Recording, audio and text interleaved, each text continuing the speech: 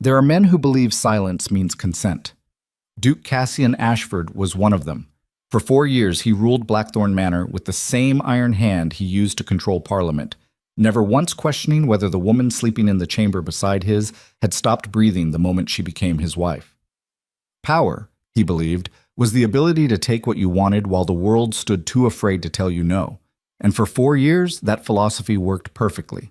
Until the morning he walked into her room and found Evelyn calmly folding dresses into a leather suitcase, her hands steady, her eyes dry, and her wedding ring sitting on the mahogany dresser like a discarded receipt. That was the moment Cassian Ashford learned that some women don't scream when their hearts break. They simply pack their belongings and disappear into the winter dawn, leaving behind nothing but the ghost of warmth in a palace built entirely from ice. Stay with me through this story of ruin and redemption, because what happens when a man who has everything loses the one thing he never knew mattered will change how you see power, pride, and the quiet devastation of being loved by someone incapable of love. And when you reach the end, tell me if you think some betrayals are too deep to forgive. The first snowfall of winter arrived early that year, covering Blackthorn Manor in a blanket of white that made the estate look almost beautiful. Almost. Cassian stood in his study overlooking the frozen gardens, a tumbler of whiskey in his hand despite the early hour, watching servants clear the stone pathways with methodical precision. Everything in his world operated with that same cold efficiency. Contracts signed without hesitation, business rivals crushed without mercy, a wife maintained without affection. He drained the glass and set it down hard enough to make the decanter rattle. The door opened without a knock. His steward, Marcus, entered with the morning correspondence stacked neatly on a silver tray. "Your Grace, the letters from Parliament require immediate attention. Lord Brennan is pushing back on the trade agreement again." Cassian didn't turn from the window. "Let him push. He'll sign when he realizes I control every shipping route from here to the northern ports." Marcus hesitated, which was unusual. The steward had served the Ashford family for 30 years and rarely showed uncertainty. "There's another matter, Your Grace. The staff has noticed the Duchess hasn't requested breakfast for 3 mornings. Cassian finally turned, his expression carved from the same granite as the manor walls. "And? They're concerned she might be unwell. Then send for the physician if they're so worried. I have more important things to manage than my wife's appetite." Marcus bowed and retreated, leaving Cassian alone with his whiskey and his absolute certainty that control meant never having to explain yourself to anyone, including the woman who shared your name, but nothing else. He didn't think about Evelyn again until later that afternoon when he returned from a meeting with his lawyers. The house felt different somehow, though he couldn't identify why. The same portraits lined the walls. The same fires burned in the same fireplaces. The same servants moved through the same routines they'd performed for decades. But something had shifted, like a note played slightly off-key in an otherwise perfect symphony. He found himself walking toward Evelyn's chambers without consciously deciding to do so. Their marriage had never included the intimacy of shared rooms. She had her wing, he had his. They intersected at carefully scheduled dinners and mandatory public appearances where she played the role of Duchess with flawless precision, while he played the role of a man too powerful to care what anyone thought about his private arrangements. Her door was ajar. He pushed it open and stopped. Evelyn stood with her back to him, folding a blue evening gown with slow, deliberate movements. A leather suitcase lay open on the bed, already half filled with neatly arranged clothing. Her chestnut hair was pulled into a simple braid, and she wore a traveling dress the color of charcoal. She didn't turn when he entered, didn't acknowledge his presence at all, just continued folding the gown with hands that never trembled. "What are you doing?" It wasn't a question. Cassian didn't ask questions. He issued statements and expected the world to reorganize itself accordingly. Evelyn placed the gown in the suitcase and reached for another dress. "Leaving." The single word hit him like a physical blow, though he'd never admit it. "Leaving where?" "Here. You. This." She gestured vaguely at the opulent room, at the 4-poster bed where she'd slept alone for 4 years, at the life she'd built from scraps of dignity and long stretches of silence. Her voice was quiet, almost conversational, as though she were discussing the weather, rather than dismantling their entire existence. Cassian felt something unfamiliar twist in his chest. Anger, probably, or perhaps just surprise that someone would dare defy him so casually. "You can't leave." Evelyn finally turned to face him. Her eyes, once bright with hope during their brief courtship, now held nothing but a terrible calm. "Watch me. This is absurd. You're my wife. You have obligations. Responsibilities. She smiled, and it was the saddest thing he'd ever seen. I fulfilled those obligations for 4 years, Cassian. I stood beside you at every banquet while you danced with her. I smiled through every humiliation while high society whispered about the Duke of Blackthorn and his beautiful mistress. I ate dinner alone in this palace of yours and pretended I didn't hear you laughing in the East Wing with a woman who isn't your wife. But obligations have limits, even for a duchess. He stepped further into the room, his presence filling the space the way it always did, commanding and absolute. This is about Margot. It was the first time he'd spoken his mistress's name in front of Evelyn. She didn't flinch. This is about me finally understanding that I deserve more than being a convenient title attached to a man who views love as weakness and marriage as another business contract. I gave you everything. He gestured at the room, at the estate beyond the windows, at the empire he'd built. Wealth, status, protection. You live in luxury most women only dream about. Evelyn returned to her packing, folding a winter cloak with the same maddening calm. You gave me everything except the one thing that mattered. You gave me a name without affection, a home without warmth, a marriage without respect. And when that wasn't enough cruelty, you brought another woman into our lives and expected me to smile through it because you're too powerful for anyone to question your choices. The truth of her words cut deeper than any blade. Cassian had spent his entire life believing that power meant taking whatever he wanted while the world remained too afraid to stop him. Money, land, political influence, women. He'd never considered that some things couldn't be claimed through dominance alone. Where will you go? My father's estate. He's expecting me. Lord Harrow knew about this. The realization stung. Even Evelyn's own father, a minor nobleman who'd been thrilled to marry his daughter into the powerful Ashford line, had chosen her side over maintaining favor with the Duke. He's known for weeks. I wrote to him the night I watched you kiss Margot in the library. The night you thought I was already asleep, but I came downstairs because I'd forgotten my book and found you with her in the one room that used to feel like mine. Cassian remembered that night. He remembered Margot's perfume, her laughter, the way she'd made him feel powerful in a way that didn't require crushing competitors or signing treaties. What he hadn't remembered was checking whether his wife might witness his betrayal. It simply hadn't occurred to him that her feelings mattered enough to consider. You're being dramatic. I'll send her away if that's what this tantrum requires. Evelyn closed the suitcase with a decisive click. This isn't a tantrum, Cassian. This is me choosing myself for the first time in 4 years. Send Margot away if you want. Bring her back tomorrow. It doesn't matter anymore because I won't be here to watch you destroy what little dignity I have left. She lifted the suitcase off the bed with both hands. Cassian moved to block the doorway, his considerable frame filling the exit. You're not leaving. Move.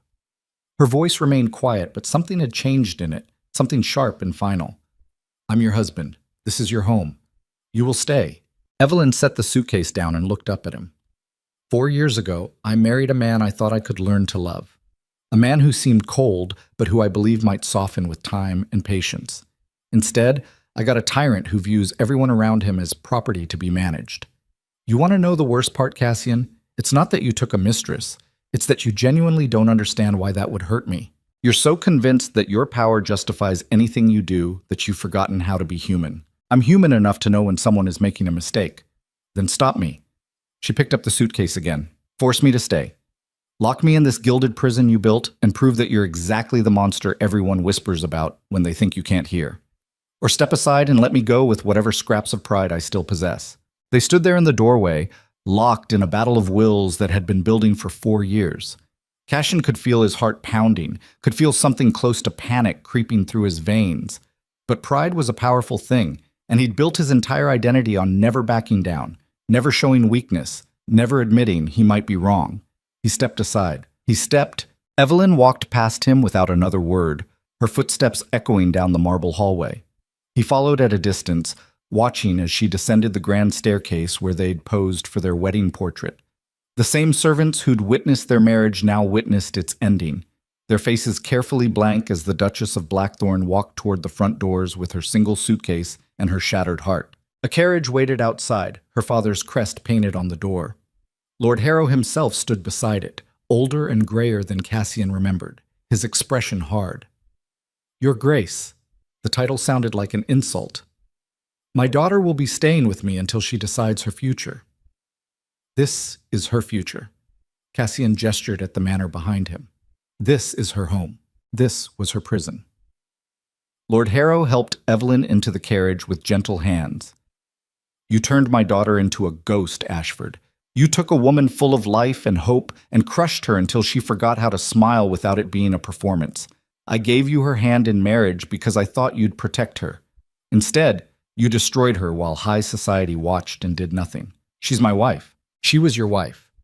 What she is now depends entirely on whether you can learn to value people as something other than possessions.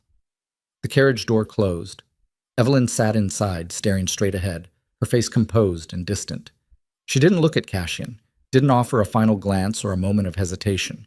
She simply sat there like a woman who'd already made peace with her decision, leaving him standing in the snow like a statue carved from regret. The carriage pulled away, wheels crunching through fresh powder. Cassian watched until it disappeared beyond the iron gates, until even the sound of hoofbeats faded into winter silence. He turned and walked back into Blackthorn Manor. The servants scattered like birds, none of them willing to meet his eyes. He climbed the stairs to his study, poured another whiskey, and stood at the window overlooking the empty gardens. The house felt different now, colder, more hollow, as though Evelyn's departure had taken something vital with her, some essential warmth he hadn't noticed until it was gone. His steward appeared in the doorway. Your Grace, shall I have the Duchess's chambers prepared for her return? Cassian didn't turn from the window. She's not returning. Surely this is just a temporary... She's not returning, Marcus. Make whatever arrangements need to be made. The steward withdrew, leaving Cassian alone with his empire and his emptiness. He thought about Margot, about how easy she'd been to acquire, how simple their arrangement was. No expectations beyond pleasure and expensive gifts, no demands for affection or respect, just clean transactional companionship that required nothing from him except money. He sent word that evening, requesting Margot come to the manor. She arrived within the hour, beautiful and eager, wearing the emerald necklace he'd given her the previous week. They had dinner in the formal dining room where Evelyn used to sit across from him in silence. Margot filled that silence with laughter and flirtation, with stories about the latest society gossip and questions about his day that felt rehearsed rather than genuine. Halfway through the meal, Cassian realized he was comparing her to the wife who'd just left him. Margot's laugh was too loud. Her perfume was too strong. Her conversation was too eager to please, lacking any of the quiet dignity Evelyn had maintained even while he destroyed her. He excused himself early, claiming work. Margot pouted prettily, but accepted a diamond bracelet as compensation for the abbreviated evening. After she left, Cassian returned to his study and did something he hadn't done in years. He thought about his wife, not the distant figure who'd haunted the edges of his life for 4 years, but the woman he'd courted briefly before their marriage. Evelyn Harrow had been different then, younger and more open, with a smile that seemed genuine rather than performed. He'd chosen her because she was beautiful and well-bred, because marrying her had consolidated his alliance with several minor noble families, because she'd seemed biddable enough not to cause problems. He'd never bothered to learn what she liked, what made her laugh, what dreams she'd abandoned when she became his duchess.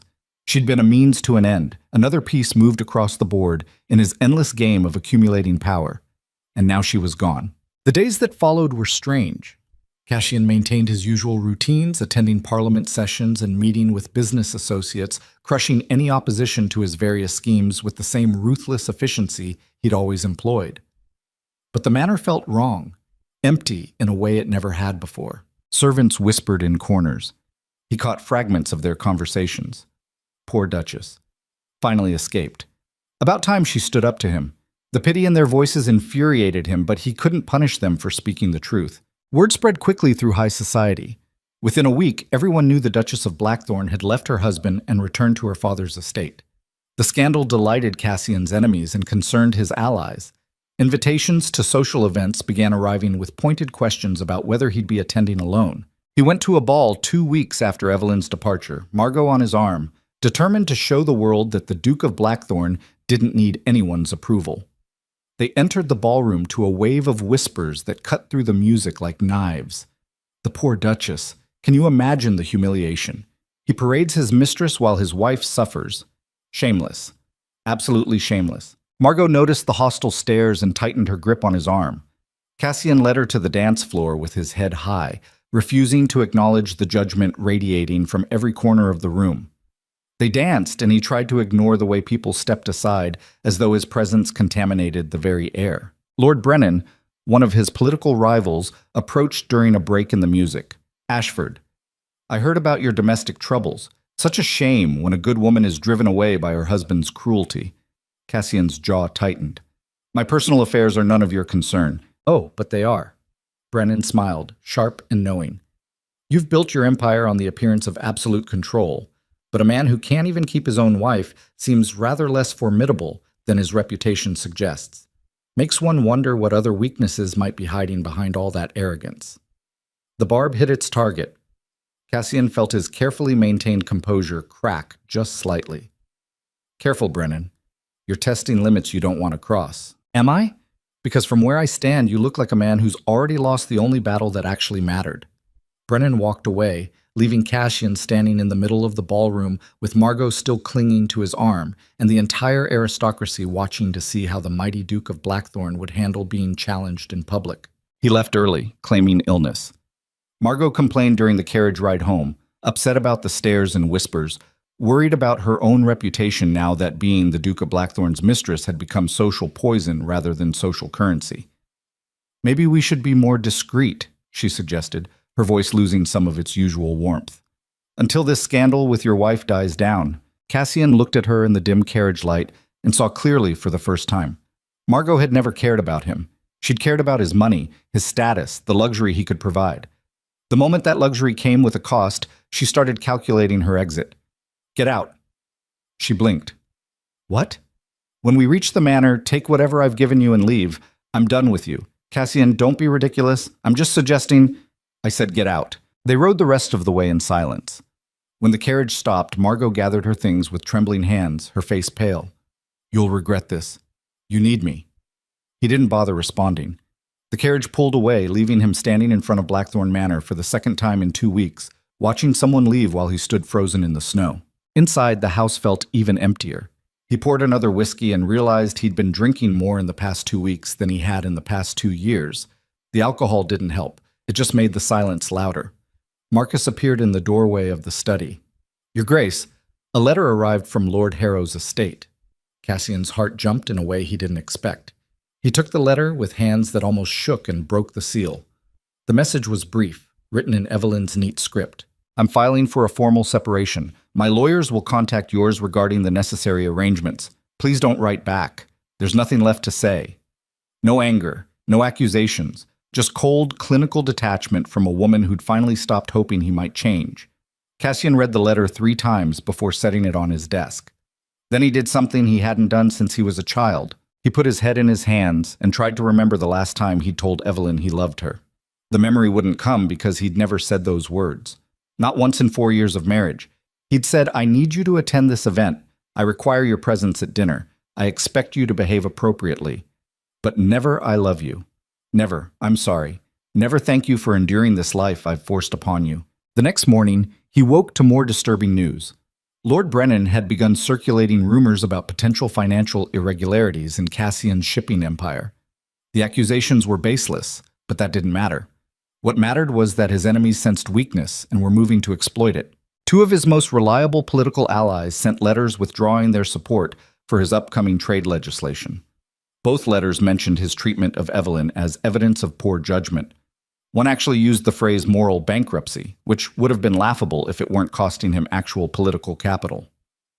Marcus brought the morning papers, his expression grave.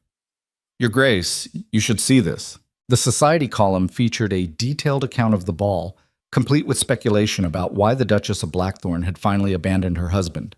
The writer, clearly sympathetic to Evelyn, painted Cassian as a callous tyrant who destroyed a good woman through casual cruelty and shameless infidelity. At the bottom of the article was a smaller piece that made Cassian's blood run cold. Sources close to the Harrow family report that several noble suitors have already expressed interest in courting the recently separated Duchess, should her marriage be formally dissolved. Lord Edmund Thorne was seen calling at the Harrow estate twice this week, bringing flowers and books said to be the Duchess's favorites. Edmund Thorne, young, handsome, wealthy enough to be independent, and known throughout society as a genuinely decent man who treated women with respect. Everything Cassian wasn't. The image of another man courting Evelyn, bringing her flowers, making her smile the way she used to smile before Cassian crushed that joy out of her, hit him with unexpected force. He crumpled the newspaper and threw it into the fire, watching it burn while something dark and possessive twisted in his chest. "She's my wife." He said it out loud to the empty study, as though declaring it would make it true again, as though he could will the world back into the shape it had been before Evelyn decided she deserved better than being loved by a man incapable of love. Over the following weeks, Cassian's carefully constructed empire began showing cracks. Business partners started questioning his judgment. Political allies distanced themselves. Invitations to important social events stopped arriving. His reputation, built on absolute control and ruthless efficiency, couldn't survive the revelation that he'd driven away his own wife through such spectacular cruelty that even jaded aristocrats found it shocking. And everywhere he went, he heard whispers about Evelyn, about how well she looked now that she'd escaped Blackthorn Manor, about the color returning to her cheeks, about her laughter at social gatherings, bright and genuine for the first time in years, about Lord Edmund Thorne courting her with patient devotion, treating her the way Cassian never had. He tried to focus on work, on rebuilding his political alliances, on crushing Lord Brennan's attempts to undermine his business interests. But his concentration was shattered. He'd find himself staring out windows, thinking about the way Evelyn used to read in the library before he'd ruined that space by using it to seduce Margot. The way she'd played piano sometimes when she thought no one could hear, filling the empty manor with music that died the moment she realized he was listening. 3 months after she left, Cassian received another letter. This one bore the seal of Edmund Thorne. "Your Grace, I write to inform you that I have asked the Duchess of Blackthorn for permission to court her formally. Out of respect for her current situation, I wanted you to be aware of my intentions. Should her marriage be dissolved, I intend to offer her everything she deserves: devotion, respect, and a love untainted by cruelty or betrayal. Perhaps this will serve as a reminder that some treasures, once discarded, find their way into the hands of men wise enough to value them." Cassian read the letter until the words blurred. Then he stood, grabbed his coat, and did something he hadn't done in months. He went to find his wife. The ride to Lord Harrow's estate took 3 hours through increasingly heavy snow. Cassian's driver suggested turning back twice, but he refused. By the time they arrived, night had fallen and the storm had grown vicious, coating everything in ice. A servant answered the door, eyes widening in recognition. "Your Grace, we weren't expecting—" "Where is she?" Lord Harrow appeared in the entrance hall, his expression cold. "She's not here. There's a winter ball at the Thornton estate tonight. Most of high society is in attendance." "Of course." Cassian should have known. The aristocracy never let something as trivial as a blizzard interfere with their parties. "Is Edmund Thorne there?" "I imagine so. He's been a frequent companion to my daughter recently. The kind of man who actually treats women with the respect they deserve." Cassian turned without another word and climbed back into the carriage. "Drive to the Thornton estate. Now. Your Grace, in this storm. Now." They rode through the blizzard, the horses struggling through deepening snow. Cassian sat in the freezing carriage and thought about what he'd say when he saw Evelyn. Apologies seemed inadequate. Explanations felt like excuses. But the image of Edmund Thorne dancing with her, making her laugh, being the man Cassian had been too proud and stupid to become, drove him forward through the storm. The Thornton estate blazed with light, visible through the swirling snow like a beacon. Music drifted from the ballroom, laughter and warmth spilling into the frozen night. Cassian climbed out of the carriage, looking half wild, his coat covered in snow, his hair disheveled, his eyes burning with something that might have been desperation if he'd been willing to name it. He burst through the ballroom doors like a man possessed, and the music stuttered to a halt as hundreds of faces turned toward him. There, in the center of the dance floor, Edmund Thorne stood with his hand on Evelyn's waist, frozen, mid-waltz. Evelyn wore a gown the color of deep wine, her hair swept up in an elegant style that made her look both regal and heartbreakingly beautiful. She stared at Cassian with wide eyes, and for just a moment he saw something flicker across her face. Surprise. Maybe even concern for the snow-covered madman who'd just interrupted the most important social event of the season. Then her expression hardened into the same terrible calm she'd shown while packing her suitcase 3 months ago. And Cassian realized he was looking at a woman who'd already mourned their marriage and moved on to the business of rebuilding her life from the ashes he'd created. He crossed the ballroom floor in long strides, ignoring the gasps and whispers, his focus locked entirely on his wife and the man who thought he could steal her. When he reached them, Edmund Thorne stepped protectively in front of Evelyn, his jaw set. Your Grace, you're causing a scene. Cassian barely glanced at him. He was looking at Evelyn, searching her face for any sign that she still cared, that 3 months hadn't erased 4 years of marriage completely, that somewhere beneath her dignity and her justified anger, there might be something he could salvage. I need to speak with you. Evelyn's voice was quiet, but carried across the silent ballroom. We have nothing to discuss. We have everything to discuss. You're my wife. I was your wife. Now I'm just a woman trying to remember what it feels like to be treated like a human being instead of decorative furniture. The words landed like physical blows, and Cassian felt the ballroom watching, felt hundreds of aristocrats witnessing his humiliation the same way they'd witnessed Evelyn's for 4 years. The symmetry was almost poetic. Please. The word tasted foreign on his tongue, a plea he'd never learned to make. I was wrong. I know that now. I know I destroyed what we had through my own arrogance and cruelty, but I'm asking you to give me a chance to make this right. Edmund stepped forward, anger flashing in his eyes. She's given you enough chances, Ashford. 4 years of chances while you paraded your mistress through society and treated her like she didn't exist. You don't get to ride through a blizzard and demand her forgiveness just because you're finally feeling the consequences of your actions. Cassian's hand shot out, grabbing Edmund's collar. I wasn't talking to you. Evelyn's voice cut through the tension like a blade. Let him go, Cassian. He released Edmund immediately, his eyes never leaving Evelyn's face. She studied him for a long moment, and he wondered what she saw. The Duke who'd betrayed her? The husband who'd crushed her spirit?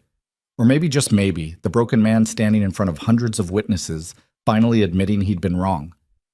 If you want to talk, we'll talk. But not here. Not like this. She walked past him toward the terrace doors, her spine straight, her head high. Cassian followed, aware of every eye tracking their movement, every whisper following in their wake. The terrace was freezing, snow piling against the stone railings. Evelyn stood at the edge, staring out at the storm, her arms wrapped around herself. Cassian shrugged off his coat and draped it over her shoulders. She didn't acknowledge the gesture. Why are you here, Cassian? Because I can't let you go. She laughed, and it was the saddest sound he'd ever heard. You let me go 3 months ago? You let me go every day for 4 years before that. What's changed? Everything. Nothing. I don't know. He moved to stand beside her, careful not to touch. I just know that watching another man hold you, seeing you smile at him the way you used to smile before I destroyed that joy, it made me realize that power means nothing if I lose you. You already lost me. You lost me the first time you kissed Margot. You lost me every time you chose your pride over my dignity. You lost me when you made me feel invisible in my own home. Then let me find you again. Let me prove I can be different. Evelyn finally turned to look at him, and her eyes were filled with tears that refused to fall. Do you love me, Cassian?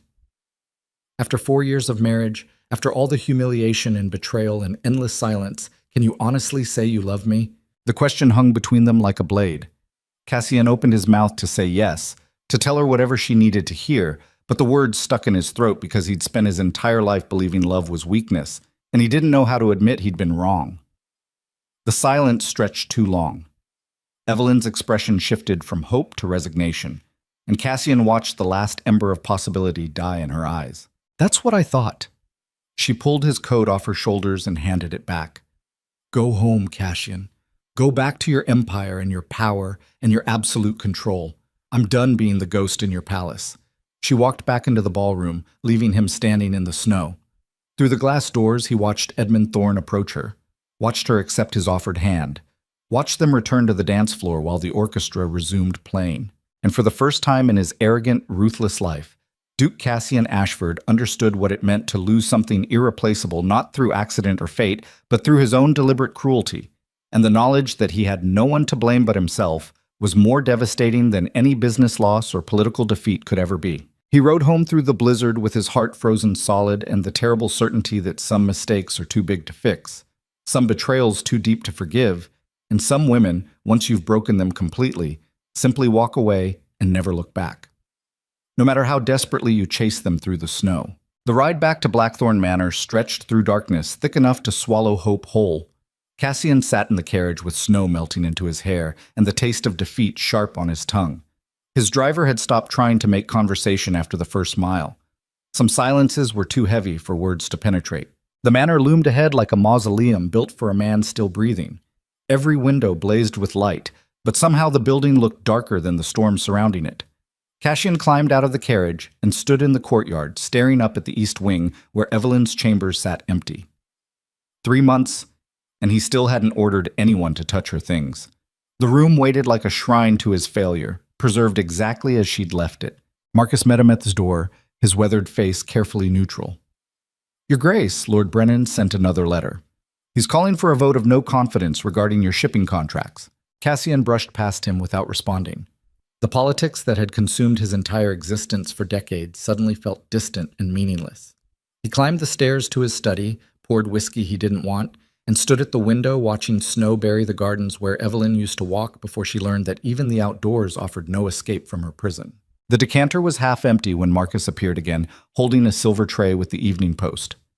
"Your Grace, there are documents requiring your signature, the contracts for the northern trade routes, the lease agreements for the London properties, Burn them." Marcus blinked. "I'm sorry? All of it. Burn every contract, every letter, every piece of paper that says I'm supposed to care about empire building when the only thing that actually mattered just walked away because I was too goddamn proud to admit I loved her." The words hung in the air like confession. Marcus set the tray down slowly, his expression shifting from professional detachment to something almost paternal. "Your Grace, if I may speak freely, when have I ever stopped you? You've spent 30 years building power because you believed it would protect you from being hurt the way your father was hurt when your mother died. You watched him fall apart, and you decided the solution was to never let anyone matter enough to destroy you. But you married the Duchess anyway, and somewhere in those 4 years of pushing her away, she became exactly what you were afraid of.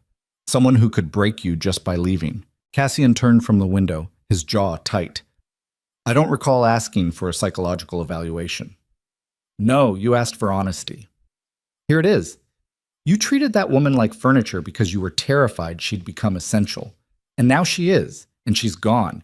And you're standing here drinking yourself into oblivion because you finally figured out that control is just another word for cowardice when you're too afraid to love someone properly. Get out." Marcus didn't move. "I've served your family since before you were born. I watched your father drink himself to death after your mother passed. I won't watch you do the same thing over a woman you drove away through your own stupidity. If you want her back, stop hiding in this study and go fight for her. And if you don't have the courage to do that, then at least have the decency to let her be happy with someone who does." He left before Cassian could respond, closing the door with a quiet click that sounded like judgment. Cassian stood alone in the study, surrounded by portraits of dead Ashfords who'd all believed that power meant crushing anyone who challenged you. 3 generations of dukes who'd died wealthy and miserable, their empires intact and their hearts empty.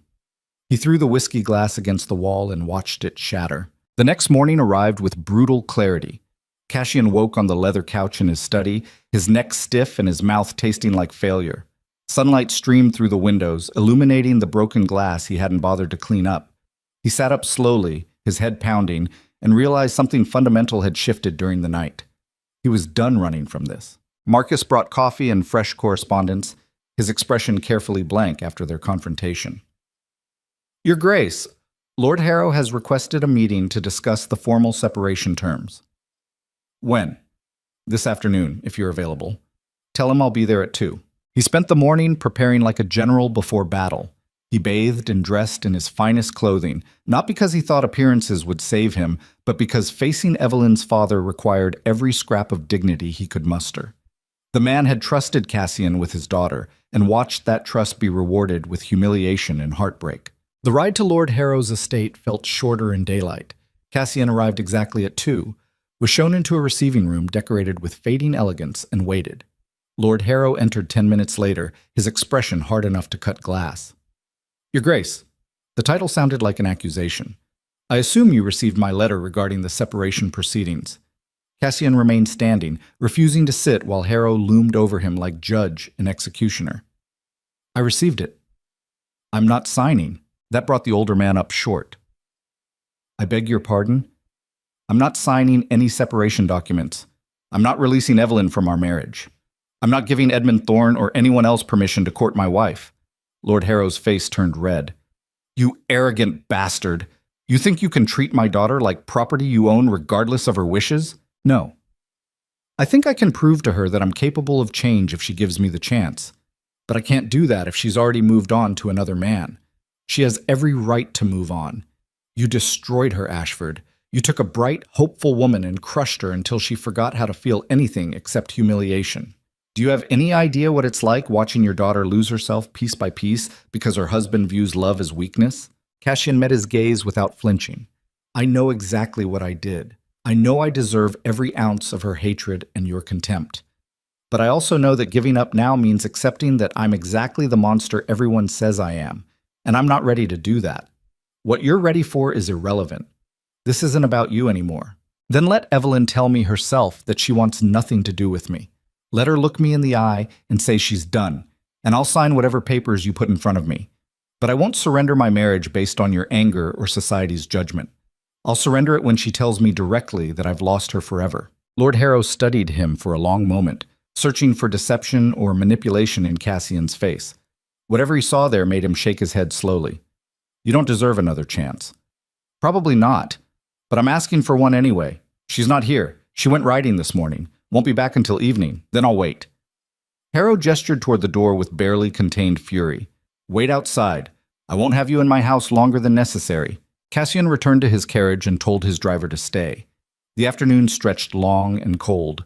He watched servants come and go, watched the sun track across the winter sky, watched his breath fog in the freezing air. His driver offered a blanket. Cassian refused it. Discomfort felt appropriate, like penance measured in frozen limbs and growing darkness. Evelyn returned just as twilight was bleeding into night. She rode up the path on a gray mare, her cheeks flushed from cold and exercise, her expression open in a way it never was inside drawing rooms. Then she saw the Ashford carriage, and her entire demeanor changed.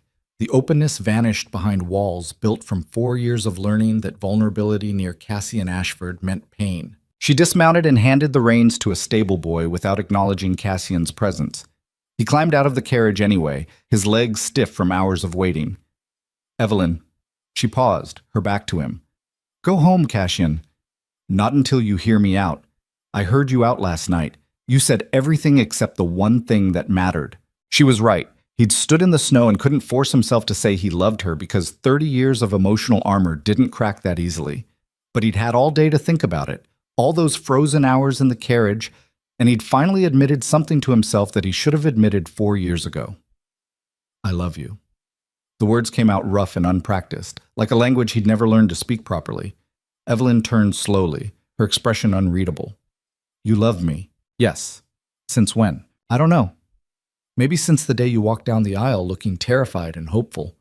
Maybe since the first time you smiled at me and I felt something I didn't want to name. Maybe since the moment I found you packing your suitcase and realized power means nothing if I lose you. I don't know when it started, Evelyn. I just know it's there, and it's real. And I've been too goddamn proud and stupid to admit it until I watched another man hold you the way I should have been holding you for 4 years. She studied him like she was searching for lies in the gaps between words. Do you know what the worst part was?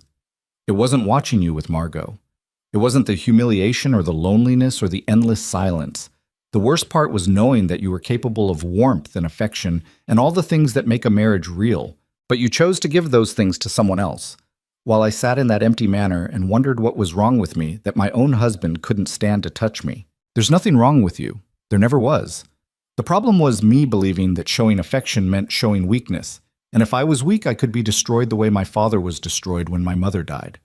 So I built walls and called it strength, and I married you thinking I could keep you at a distance forever. But you got under my skin anyway, and instead of accepting that, I punished you for making me feel things I'd spent my whole life avoiding. Evelyn wrapped her arms around herself, her breath fogging in the cold. Pretty words, Cassian, but words are cheap. You've had 4 years to figure this out. Why now? Because I left? Because Edmund Thorne is courting me? Because your reputation is suffering? Because I'm tired of being the villain in my own life? Because I wake up in that manor and it feels like a tomb? Because I attended a ball 2 weeks ago and some lord I've never met approached me and said he was glad my wife finally escaped before I killed her spirit completely. And I realized he was right. I did kill your spirit. I took someone bright and full of hope and crushed her systematically until she forgot how to smile without it being a performance. And I'm standing here now because I want a chance to undo that damage. even though I know I probably don't deserve it. The door to the manor opened. Lord Harrow stood silhouetted in the light, watching them. Evelyn glanced back at her father, then returned her attention to Cassian. If I give you this chance, it won't be easy. I won't move back into Blackthorn Manor and pretend the last 4 years didn't happen. I won't smile through your political dinners or play the dutiful Duchess while you rebuild your empire. If you want me back, you'll have to earn me the way you should have earned me from the beginning. Tell me how. Court me. Properly. The way Edmund Thorne is courting me. Bring me flowers, write me letters. Take me to dinner and actually talk to me like I'm a person instead of decorative furniture.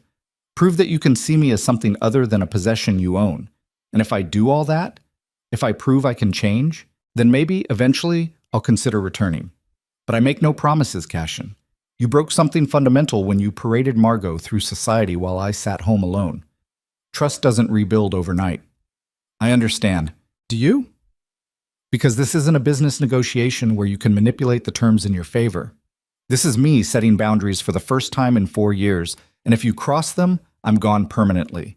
No more chances, no more dramatic speeches and snowstorms, just a clean break and a life built with someone who actually knows how to love me properly. The implicit threat of Edmund Thorne hung between them like a blade. Cassian felt jealousy twist his stomach, but forced it down. She was right to have options, right to demand better treatment, right to make him work for something he should never have taken for granted. I'll court you properly. I'll prove I can be different, and I won't ask you to trust me until I've earned it. Evelyn nodded slowly. Then you can start by leaving. I need to think about what I've just agreed to, and I can't do that with you standing here looking desperate. He wanted to argue, to push harder, to use all his considerable force of will to break through her defenses immediately. But that was the old Cassian, the Duke who took whatever he wanted without considering the cost. The new version, the one trying to become worthy of her, simply bowed his head. When can I see you again? 3 days. There's a gallery opening in town. Edmund invited me, but I'll tell him I'm attending with you instead. Consider it your first test.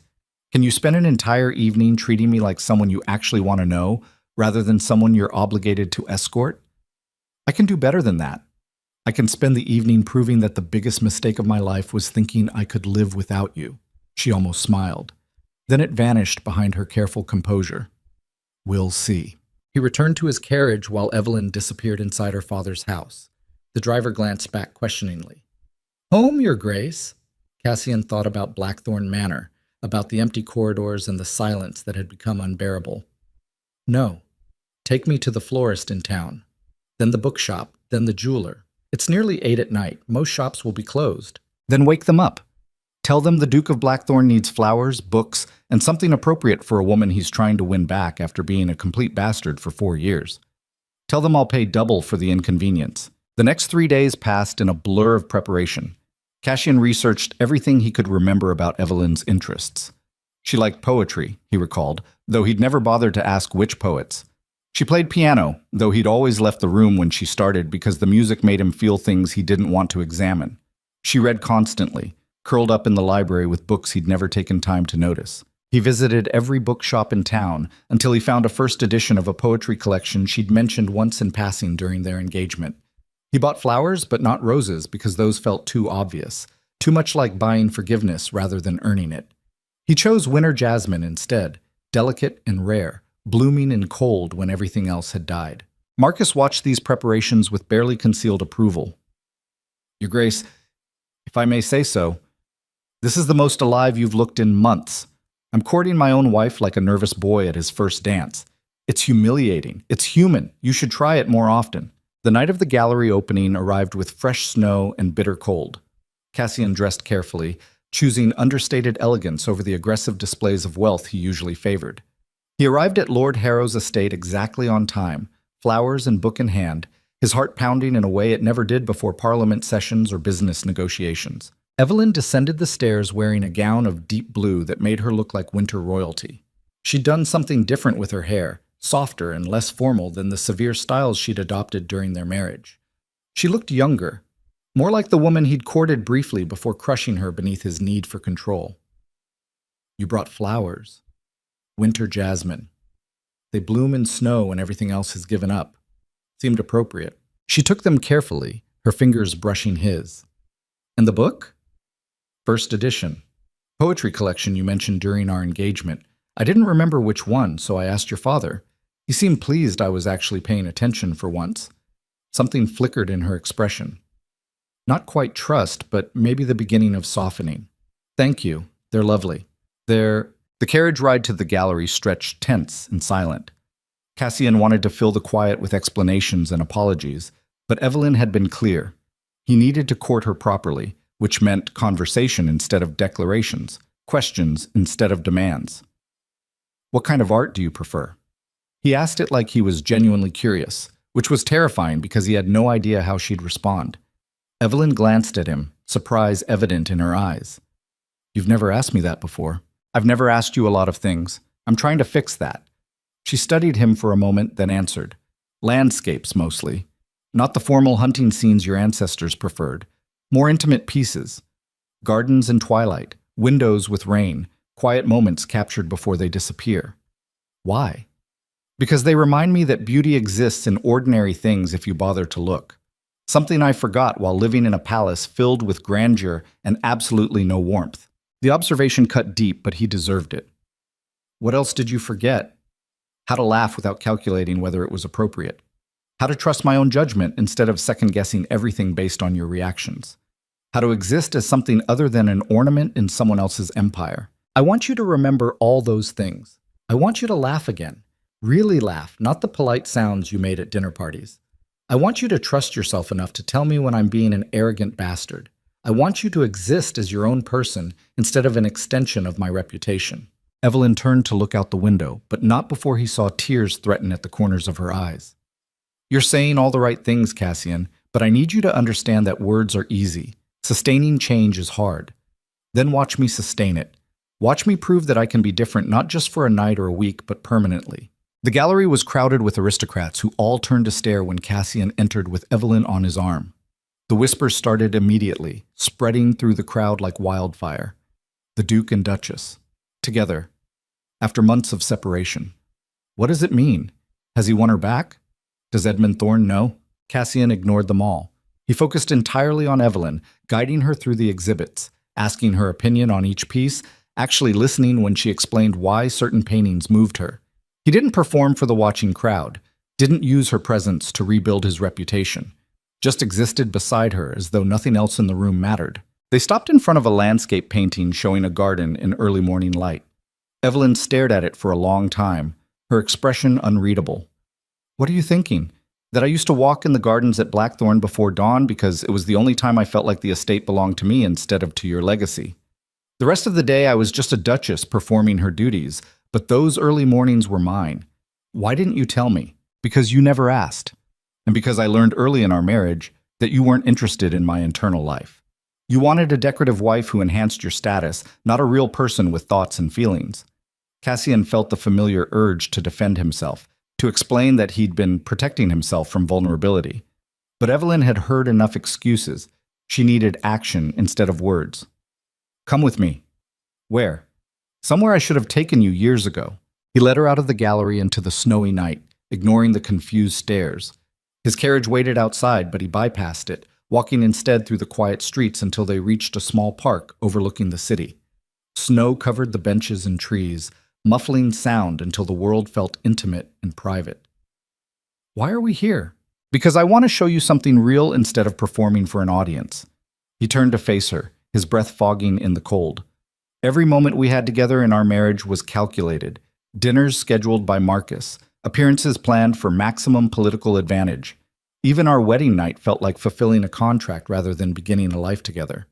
I want this to be different. No servants, no society watching, just us in a park in the snow. And me trying to figure out how to be honest with someone for the first time in my life. Evelyn wrapped her arms around herself against the cold. Then be honest. Tell me something you've never told anyone. Cassian had spent 3 decades avoiding precisely this kind of vulnerability. But standing in the snow with the only person who'd ever mattered looking at him like he might still be capable of redemption, he found words he'd buried for years. When my mother died, my father stopped eating, stopped sleeping, stopped caring about anything except the fact that she was gone. I was 12 years old and I watched him waste away over 6 months until he was just a shell sitting in her favorite chair, waiting to die. The servants whispered that love killed him, that if he'd never cared so deeply, he could have survived losing her. So I decided I'd never let anyone matter that much. I'd build an empire strong enough that I'd never need another person. And I'd marry someone I could keep at a distance so I'd never end up like him, broken and helpless and destroyed by grief. And did it work? For a while. I built everything I set out to build, became powerful enough that no one could hurt me. Married a woman I thought I could keep compartmentalized. But then you left, and I realized I'd become exactly what I was trying to avoid. I'm sitting in my father's study drinking myself into oblivion because you're gone, and all that power means nothing without you there to make the manor feel like something other than a mausoleum. Tears slid down Evelyn's cheeks, freezing against her skin. You can't put that on me, Cassian. You can't make me responsible for your happiness after 4 years of making me feel responsible for your misery. I'm not. I'm trying to explain why I was so goddamn broken that I broke you in return. I'm trying to show you that underneath all the arrogance and cruelty, there's a scared 12-year-old who watched love destroy his father and decided destroying love first was safer. She wiped her eyes with the back of her hand. What changed? You did. The way you folded your clothes and walked away without screaming or begging or giving me any ammunition to call you hysterical or emotional. You just left with quiet dignity, and it made me realize that real strength isn't crushing everyone around you. It's having the courage to be vulnerable with someone and trusting they won't use it against you. Edmund Thorne appeared at the park entrance like a ghost summoned by jealousy. His expression shifted from concern to angry when he saw Cassian standing close to Evelyn in the darkness. Evelyn, is everything all right? When you didn't return to the gallery, I grew worried. She turned toward him, her face still wet with tears. I'm fine, Edmund. Cassian and I were just talking. Talking. Edmund's voice carried barely restrained fury. You're crying in a park in the middle of winter while the man who destroyed you stands there looking like he thinks a few pretty words will fix 4 years of cruelty. Cassian felt rage ignite in his chest. Watch your tone, Thorne. Or what? You'll challenge me to a duel? Destroy my family's business interests? Use your power to crush anyone who points out what a bastard you've been to your own wife? Edmund, please. Evelyn stepped between them, her voice steady despite the tears. I appreciate your concern, but this is between Cassian and me. No, it's not. Edmund's hands clenched into fists. It's between a good woman who deserves better and a tyrant who thinks he can reclaim her like lost property just because his reputation is suffering. He turned to Evelyn, his expression softening. You don't owe him anything. You don't have to listen to his excuses or give him chances he never gave you. You can walk away right now and build a life with someone who actually knows how to love you. The words hung between them like a gauntlet thrown. Cassian understood what was happening. Edmund was offering Evelyn everything he should have offered years ago. Safety, respect, devotion untainted by cruelty. He was the better man by every objective measure, and they all knew it. But Evelyn didn't move toward Edmund. She stood in the snow between them, her eyes closed, her breath coming in short bursts. Edmund, you've been nothing but kind to me. You've treated me with more respect in 3 months than Cassian showed me in 4 years. If I had any sense at all, I'd choose you without hesitation. Then choose me. Edmund reached for her hand. Let me show you what it's like to be loved by someone who isn't afraid of his own heart. She pulled away gently. But I can't build something new with you while I'm still trying to figure out if there's anything left worth salvaging with him. And I need you to respect that, even if you don't understand it. Edmund's face went pale. You're choosing him, after everything he did. I'm not choosing anyone yet. I'm asking for time to figure out what I want without being pressured by either of you. That's not fair, Evelyn. I've been patient. I've courted you properly. I've done everything right while he did everything wrong, and you're still considering going back to him. Love isn't fair. If it was, I'd hate Cassian and move on without a second thought. But feelings don't follow logic, and apparently mine are complicated enough that I need space to work through them. Edmund looked between them, his expression shifting from anger to something closer to heartbreak. Fine, take your time.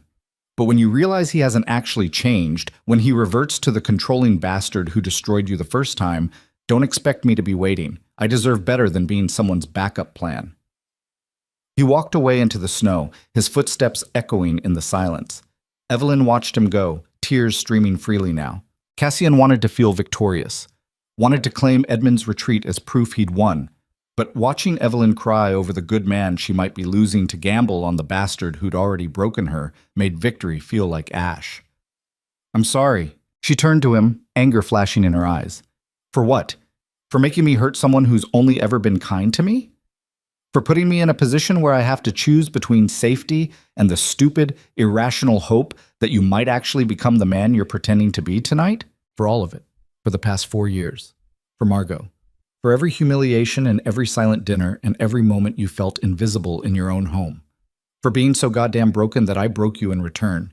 For making you choose at all. You want to know something? She stepped closer, her voice dropping to almost a whisper. Part of me hates you, Cassian. Part of me wants to walk away right now and never look back because giving you another chance feels like betraying myself. But there's another part, this stupid, hopeful part that still remembers the man who courted me briefly before our wedding. The one who actually smiled when I walked into a room. The one who made me believe I might matter to someone. And that part keeps wondering if he's still in there somewhere, buried under years of armor and fear. He is. I swear to you, Evelyn, that man is still here and he's fighting like hell to become worthy of you. Then prove it. Not just tonight with pretty words in the snow. Prove it over weeks and months. Prove you can sustain change when it's hard, when your pride demands you go back to being the Duke everyone fears. Prove that loving me matters more than protecting yourself from being hurt. I will.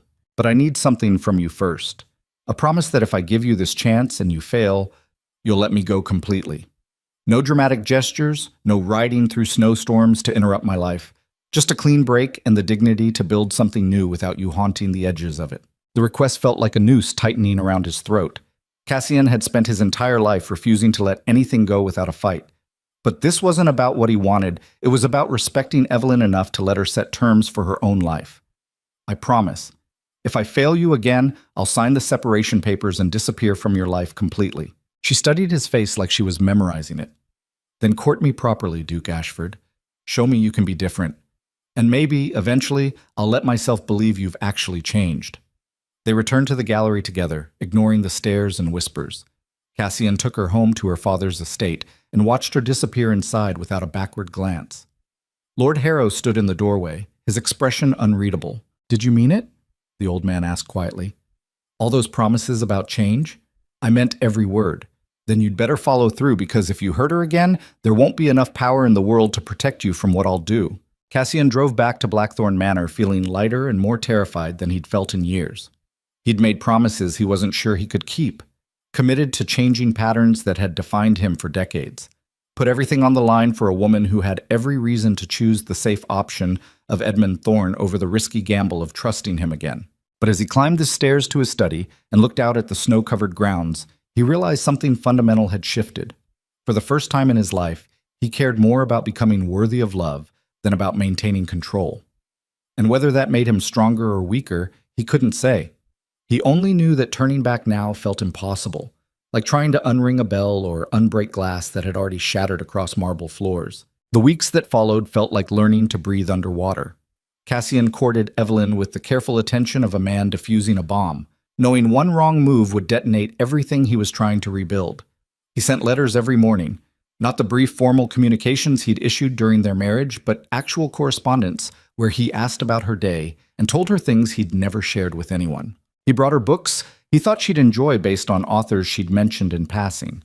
He took her to concerts and actually listened to the music instead of calculating which politicians were in attendance.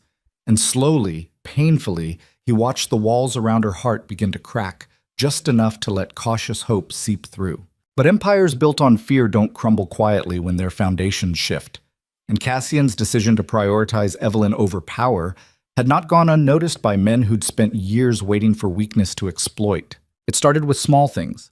A trade contract that vanished overnight despite verbal agreements. A shipping route suddenly awarded to a competitor. Whispers in Parliament that the Duke of Blackthorn had gone soft, more concerned with winning back his wayward wife than protecting his business interests.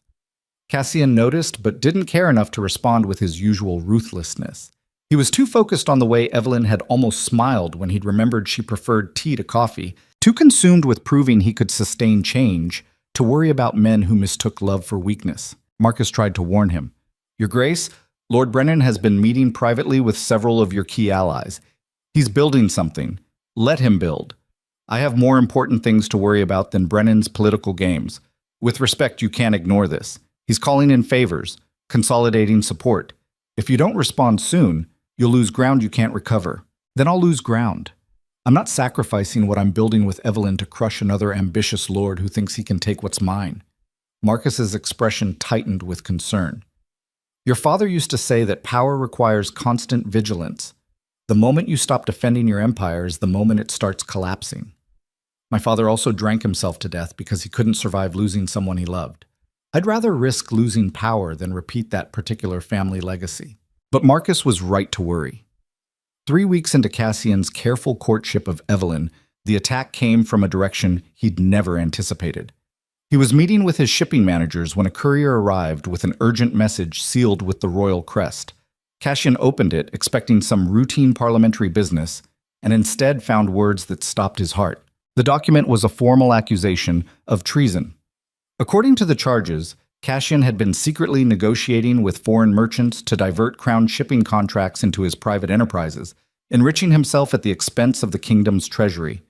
The evidence cited specific dates, specific meetings, specific amounts that matched his actual business dealings, but were framed to look like criminal conspiracy rather than legitimate commerce. He read the accusations twice, his mind racing through possibilities.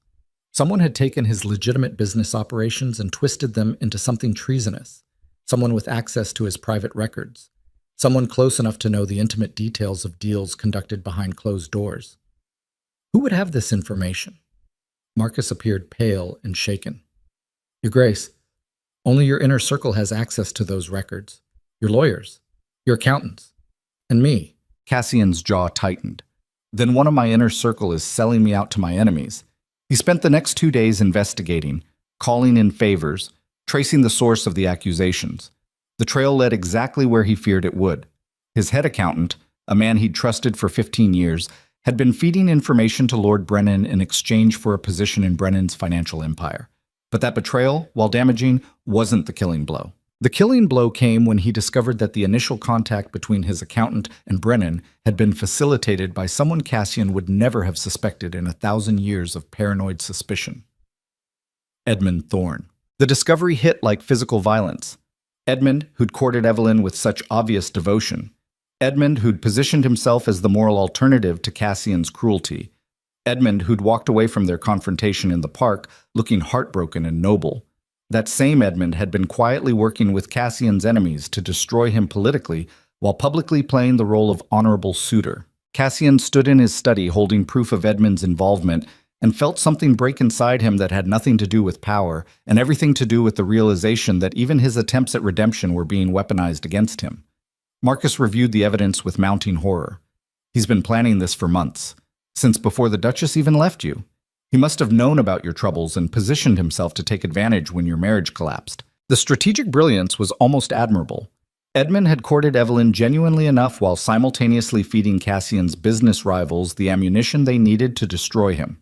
If the treason charges stuck, Cassian would lose everything. His title, his estates, possibly his freedom. And Evelyn, believing her husband was a criminal as well as a bastard, would run straight into Edmund's arms thinking she'd found safety with a good man who'd rescued her from a monster. What will you do? Cassian stared at the evidence spread across his desk and felt the old instincts roar to life. Crush him. Destroy Edmund Thorne so completely that his family name becomes synonymous with betrayal. Use every connection, every weapon, every ruthless tactic that made me Duke of Blackthorn in the first place. He could do it too. He had the resources, the contacts, the willingness to use methods that would horrify decent people. He could reduce Edmund to nothing and prove to the world that challenging him came with consequences so severe they'd serve as warnings for generations. But destroying Edmund meant becoming exactly the monster he'd been trying to stop being. It meant choosing power over redemption. It meant sacrificing his relationship with Evelyn on the altar of revenge, because she'd never forgive him for crushing the man who'd shown her kindness, no matter how duplicitous that kindness turned out to be. He thought about the promise he'd made in the snow. If I fail you again, I'll sign the separation papers and disappear from your life completely. He'd meant it then. But that was before he understood the full scope of the trap closing around him. There was a third option. He could take the evidence to Evelyn, show her who Edmund really was, Let her see that the noble suitor was just another player in the endless game of aristocratic backstabbing. But that felt like manipulation too, like using truth as a weapon to damage her trust in someone else rather than earning her trust through his own actions. Marcus watched him wrestle with the decision. Your Grace, if you don't act soon, the treason charges will proceed to trial. You'll be arrested. Everything you've built will be destroyed. Then it gets destroyed. I'm not sacrificing who I'm trying to become just to save what I was. That's madness. You can't just surrender to this. Watch me. I spent 30 years crushing anyone who challenged me, and where did it get me? Sitting alone in this study drinking whiskey while the only person who mattered walked away because I'd forgotten how to be human. I'm not going back to that version of myself, Marcus. Not even to survive. So you'll just let Edmund Thorne destroy you? Cassian gathered the evidence and locked it in his desk drawer. I'm going to do something I should have done 4 years ago. I'm going to be honest with Evelyn about everything and let her make her own decisions without me manipulating the outcome. He sent a message requesting to see her that evening. She agreed, suggesting they meet at a neutral location rather than her father's estate or Blackthorn Manor. They chose a small tea room on the edge of town, quiet enough for private conversation, but public enough to prevent the kind of emotional devastation that came from isolated confrontations. Evelyn arrived first, settling into a corner table with her back to the wall. She wore gray, the color of winter storms, and her expression was carefully guarded. Cassian had been courting her for nearly a month now, and he'd started to recognize the subtle shifts in her demeanor. Right now she looked braced for bad news, as though some instinct had warned her this meeting wouldn't be flowers and poetry. He sat across from her and ordered tea he wouldn't drink. They observed the rituals of polite society, asking about each other's day, commenting on the weather, dancing around the real conversation until the tea arrived and the server retreated out of earshot. You look troubled. Evelyn's voice was soft but wary. What happened? Cassian had spent the entire ride rehearsing how to explain this without sounding like he was trying to poison her against Edmund. Every version felt manipulative, so he abandoned strategy and went with raw truth instead. I've been accused of treason. The Crown has evidence that makes it look like I've been diverting royal shipping contracts for personal profit. If the charges proceed to trial, I'll lose everything. My title. The estates. Possibly my freedom. Her teacup froze halfway to her lips. That's absurd. You're many things, Cassian, but a traitor to the Crown isn't one of them. The charges are false, but the evidence is real enough to look convincing. Someone's been feeding my business records to my enemies and framing legitimate deals as criminal conspiracy. Who would do that? This was the moment. The choice between protecting her from ugly truth or respecting her enough to let her see the world as it actually was. I know who. I have proof. But before I tell you, I need you to understand something. I'm not sharing this information to manipulate you or to damage your relationships. I'm telling you because I promise to be honest. And that means being honest even when the truth makes me look weak or destroys something you value. Evelyn set her cup down with deliberate care. Just tell me. Edmund Thorne has been working with Lord Brennan to destroy me. He facilitated the contact between my accountant and my enemies. He's known about the treason accusations for weeks and never warned either of us. And based on the timeline, he started positioning himself to court you before you even left Blackthorn Manor, which means his entire noble suitor act was calculated from the beginning. The color drained from her face. You're lying. I wish I was. He slid a folder across the table. This is proof. Letters, financial records, testimony from my accountant admitting Edmund approached him first. I'm not asking you to take my word for it. I'm asking you to look at the evidence and draw your own conclusions. She opened the folder with trembling hands. Cassian watched her face as she read, watched hope and trust crack apart like ice over deep water. She went through every page twice, her breathing growing shallow, her knuckles white against the paper. When she finally looked up, her eyes were dry but devastated. Why didn't you destroy him? You have everything you need to crush him completely. That's what the old Cassian would have done. The old Cassian would have reduced him to nothing and enjoyed every moment of it. But I'm trying to be different. I'm trying to be the man you need me to be, which means not using cruelty as my default response, even when it's justified. So what are you going to do? Nothing. I'll defend myself against the treason charges, but I won't attack Edmund. I won't use this information as a weapon. I'll let you decide what it means and how you want to handle it. Evelyn's laugh was bitter and broken. How generous of you, letting me make my own decisions about the man who pretended to care about me while using me as a pawn in his game against you. I'm sorry. For what? For being right about him? For having proof that everyone in this goddamn aristocracy is playing games with other people's lives? Or for making me feel stupid for believing someone might actually want me for reasons that had nothing to do with hurting you? For all of it. For the fact that my past actions created a situation where decent men could pretend to rescue you while actually just using you to get to me. For not protecting you better from people who see you as leverage instead of a person. She closed the folder and pushed it back across the table. I need time to process this. Take all the time you need. I'm not going anywhere. Yes, you are. The treason charges will move forward. You'll be arrested within days unless you can prove your innocence. And even if you do, your reputation will be destroyed. The Duke of Blackthorn, brought low by his own accountant and the noble lord everyone thought was so much better than him. I can survive a damaged reputation. I'm not sure I can survive losing you again. Evelyn stood, gathering her cloak with shaking hands. You're not losing me. You never had me to lose. What we've been doing these past weeks is performing reconciliation, not actually living it. I've been waiting for you to fail, Cassian, waiting for proof that people don't really change, and now I have it, except the failure isn't yours.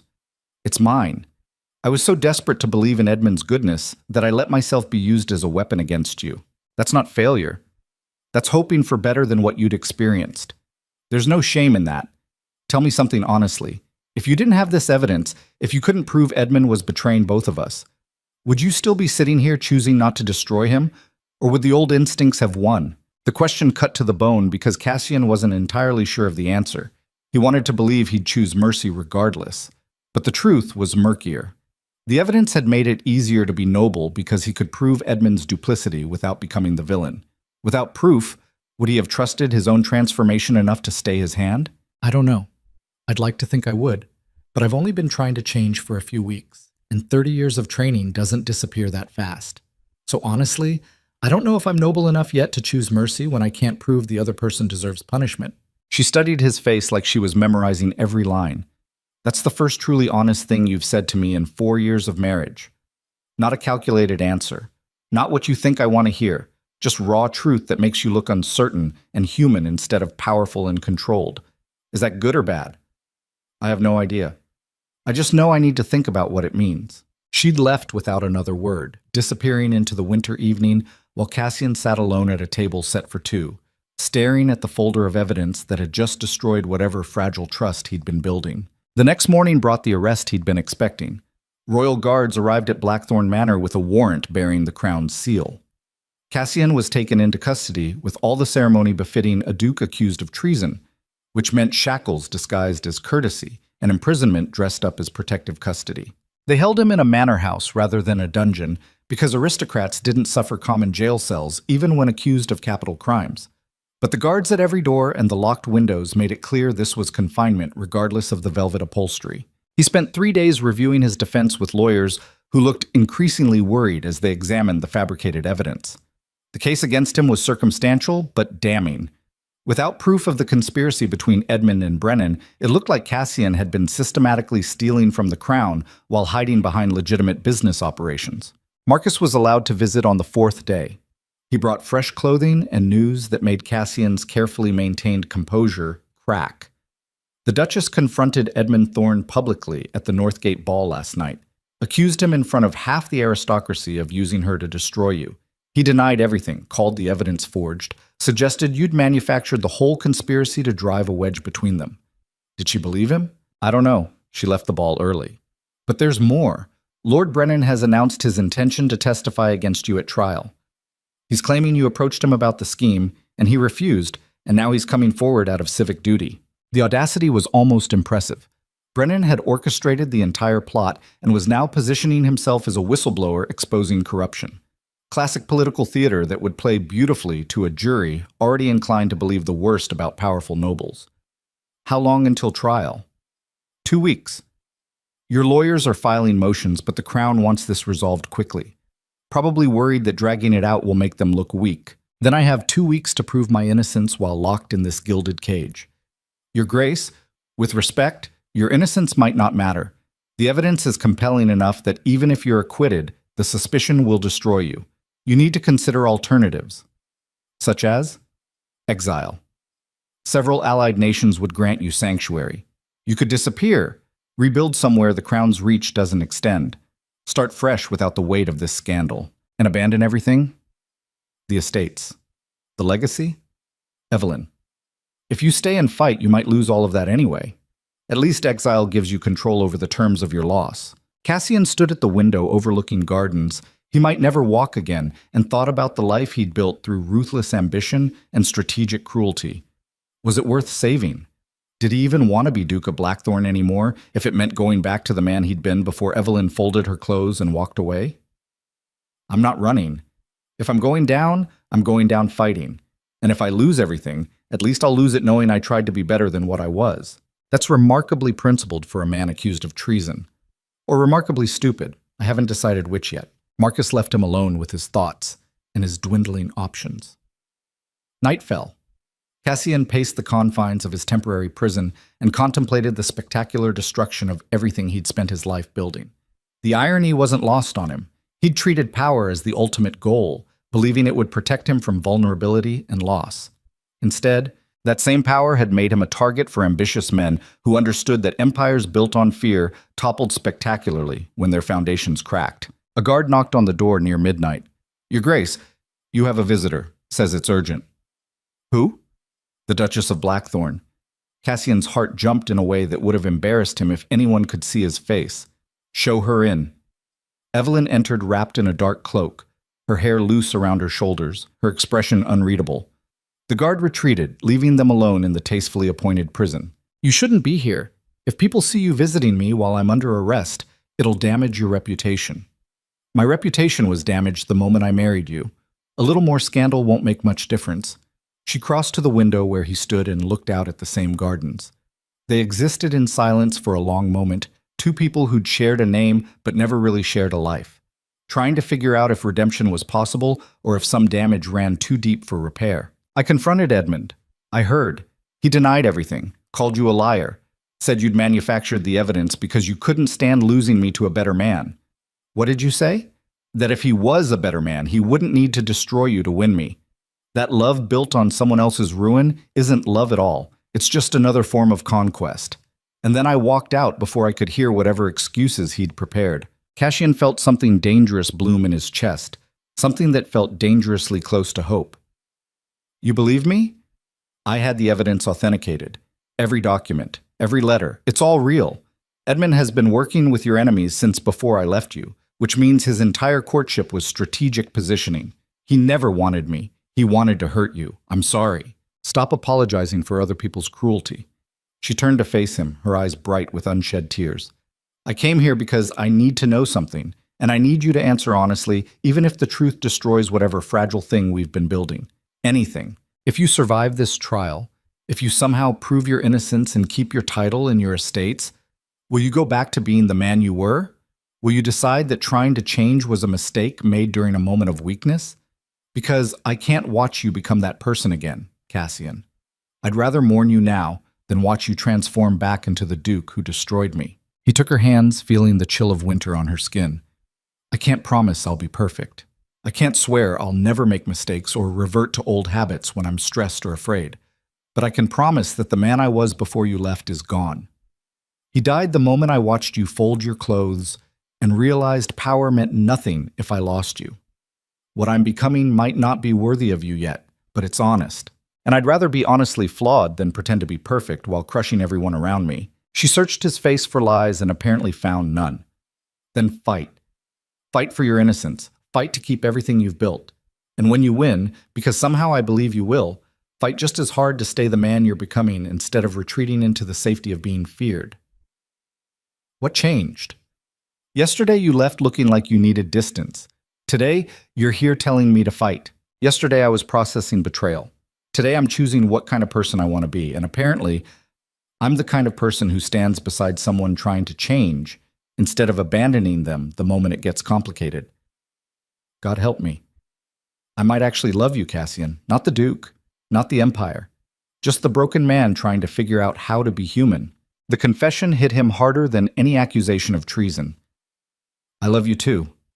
I think I have for years, but I was too afraid to admit it, because love felt like giving someone the power to destroy me.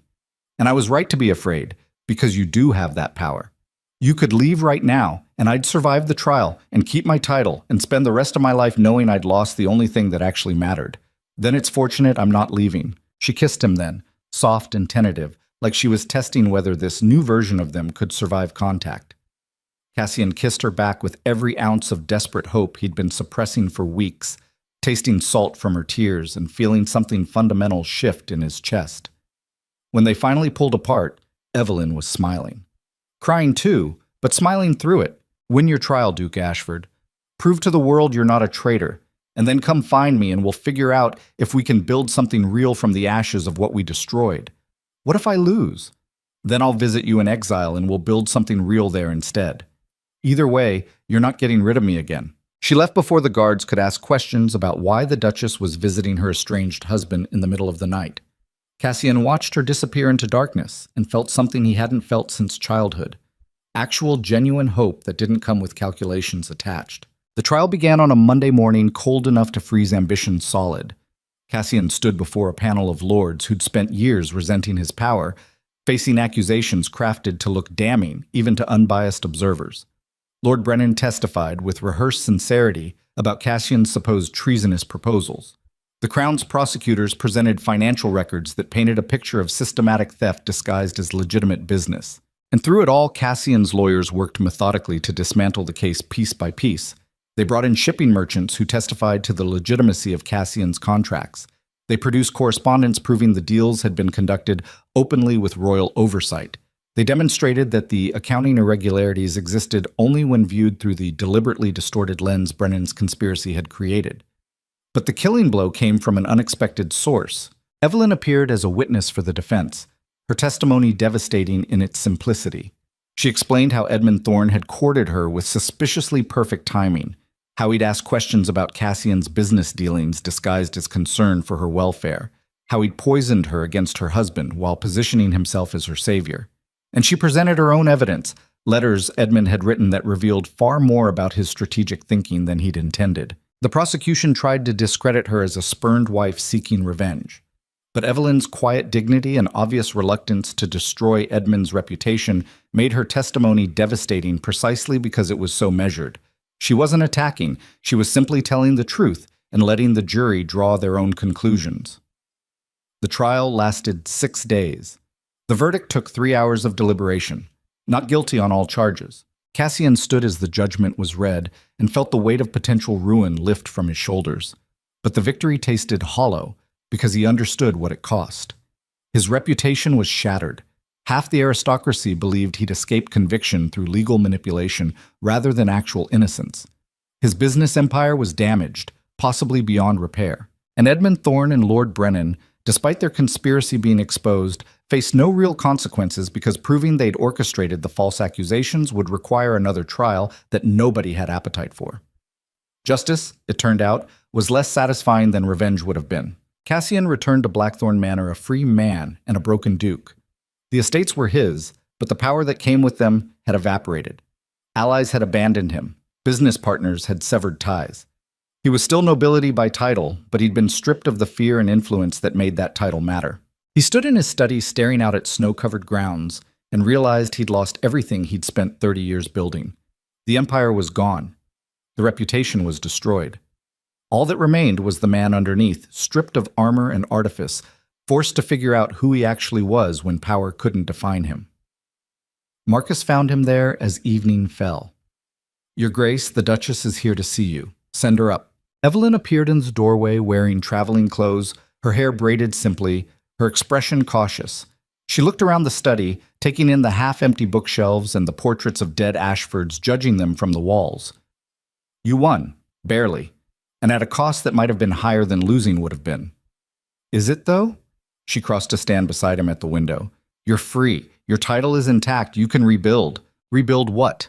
An empire nobody fears anymore? A reputation that's been shredded beyond repair? I'm still Duke of Blackthorn, but the name doesn't carry weight. It used to."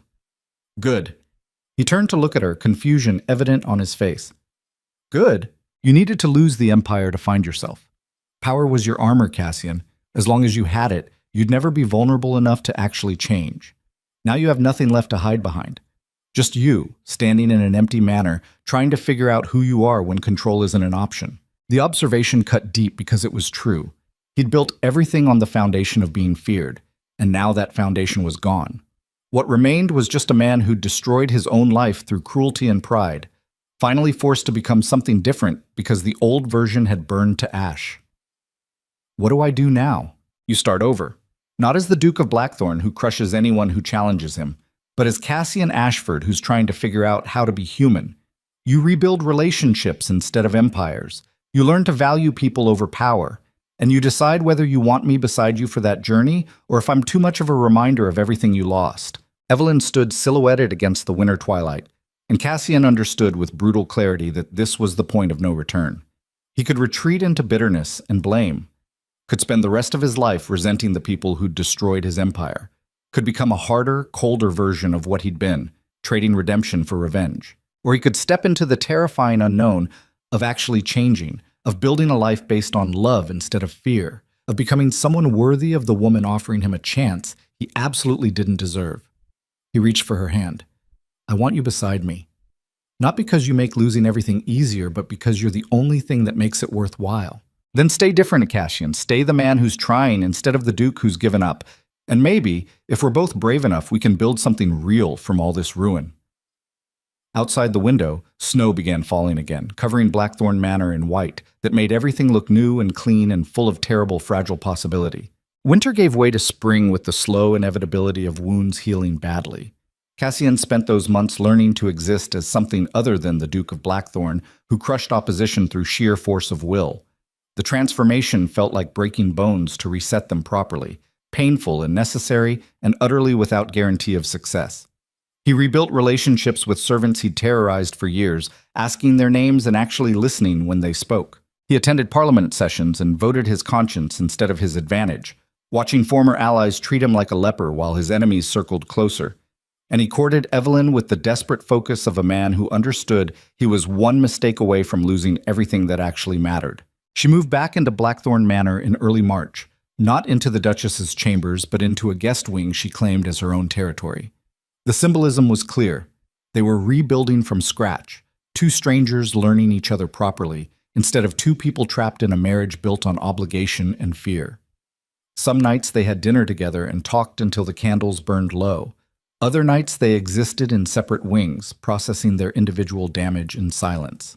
It was messy and uncertain and nothing like the cold efficiency Cassian had once believed marriage should be. But it was real in a way their previous arrangement never was, and Cassian clung to that reality like a drowning man clutching driftwood.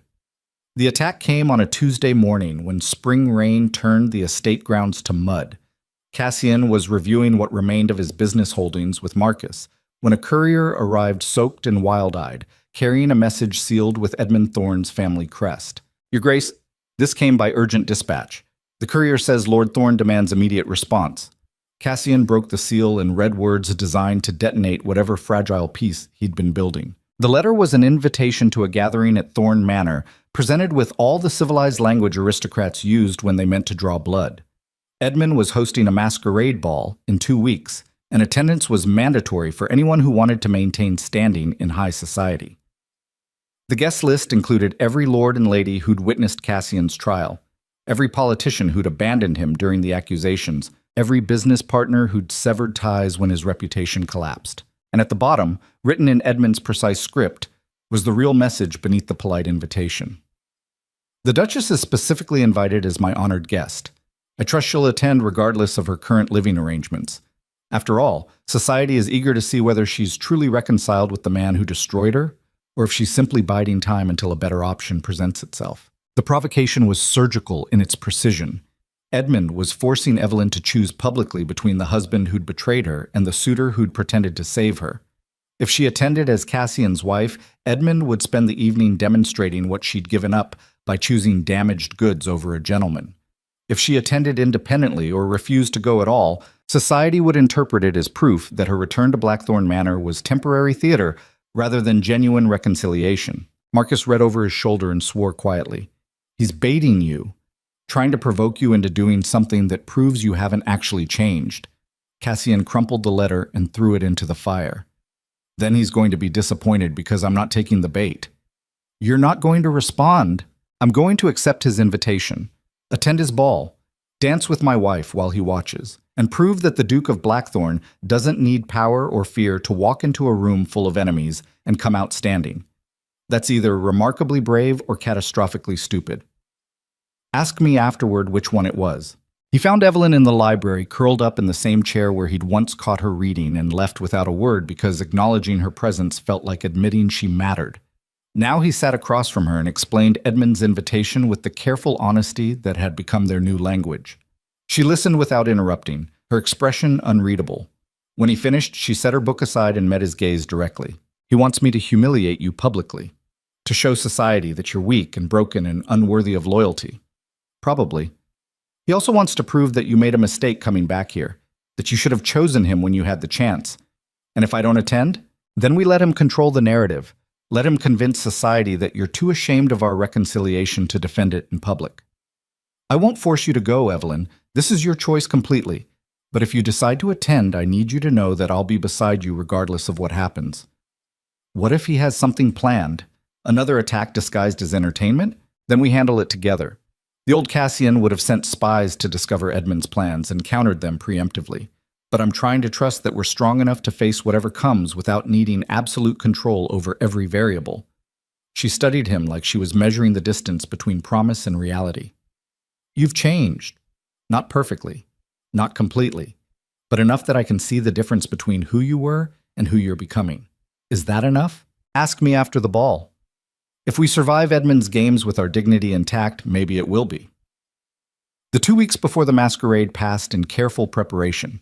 Cassian had no empire left to marshal and no fear to weaponize, so he fell back on the only resources remaining to him: honesty, dignity, and the desperate hope that love might be stronger than the political machinations of bitter men seeking revenge. He commissioned a gown for Evelyn that matched her eyes, storm gray with silver threading that caught light like rain. Not because he was trying to buy her affection, but because he wanted her to feel beautiful, walking into a room full of people who'd whispered about her humiliation for years. She accepted the gift with tears in her eyes and a kiss that tasted like forgiveness, still being negotiated. The night of the ball arrived with ominous timing. Storm clouds gathered over Thorn Manor as carriages lined the drive, disgorging aristocrats in elaborate masks and expensive clothing. Cassian and Evelyn arrived unfashionably late, a calculated choice that ensured every eye would track their entrance. They stood at the top of the grand staircase overlooking a ballroom that had gone silent the moment they appeared. Cassian wore black without ornamentation, his mask a simple design that didn't hide his identity so much as acknowledged the theater of the evening. Evelyn stood beside him in storm-colored silk, her mask decorated with silver stars, her hand resting lightly on his arm. Edmund waited at the bottom of the stairs, resplendent in burgundy velvet and a gold mask that made him look like an emperor holding court. He smiled with the confidence of a man who believed he'd already won. "Your Grace, Duchess, how delightful that you could join us. I was beginning to worry you'd lost your nerve." Cassian descended the stairs with Evelyn, moving through the crowd that parted before them like water around stone.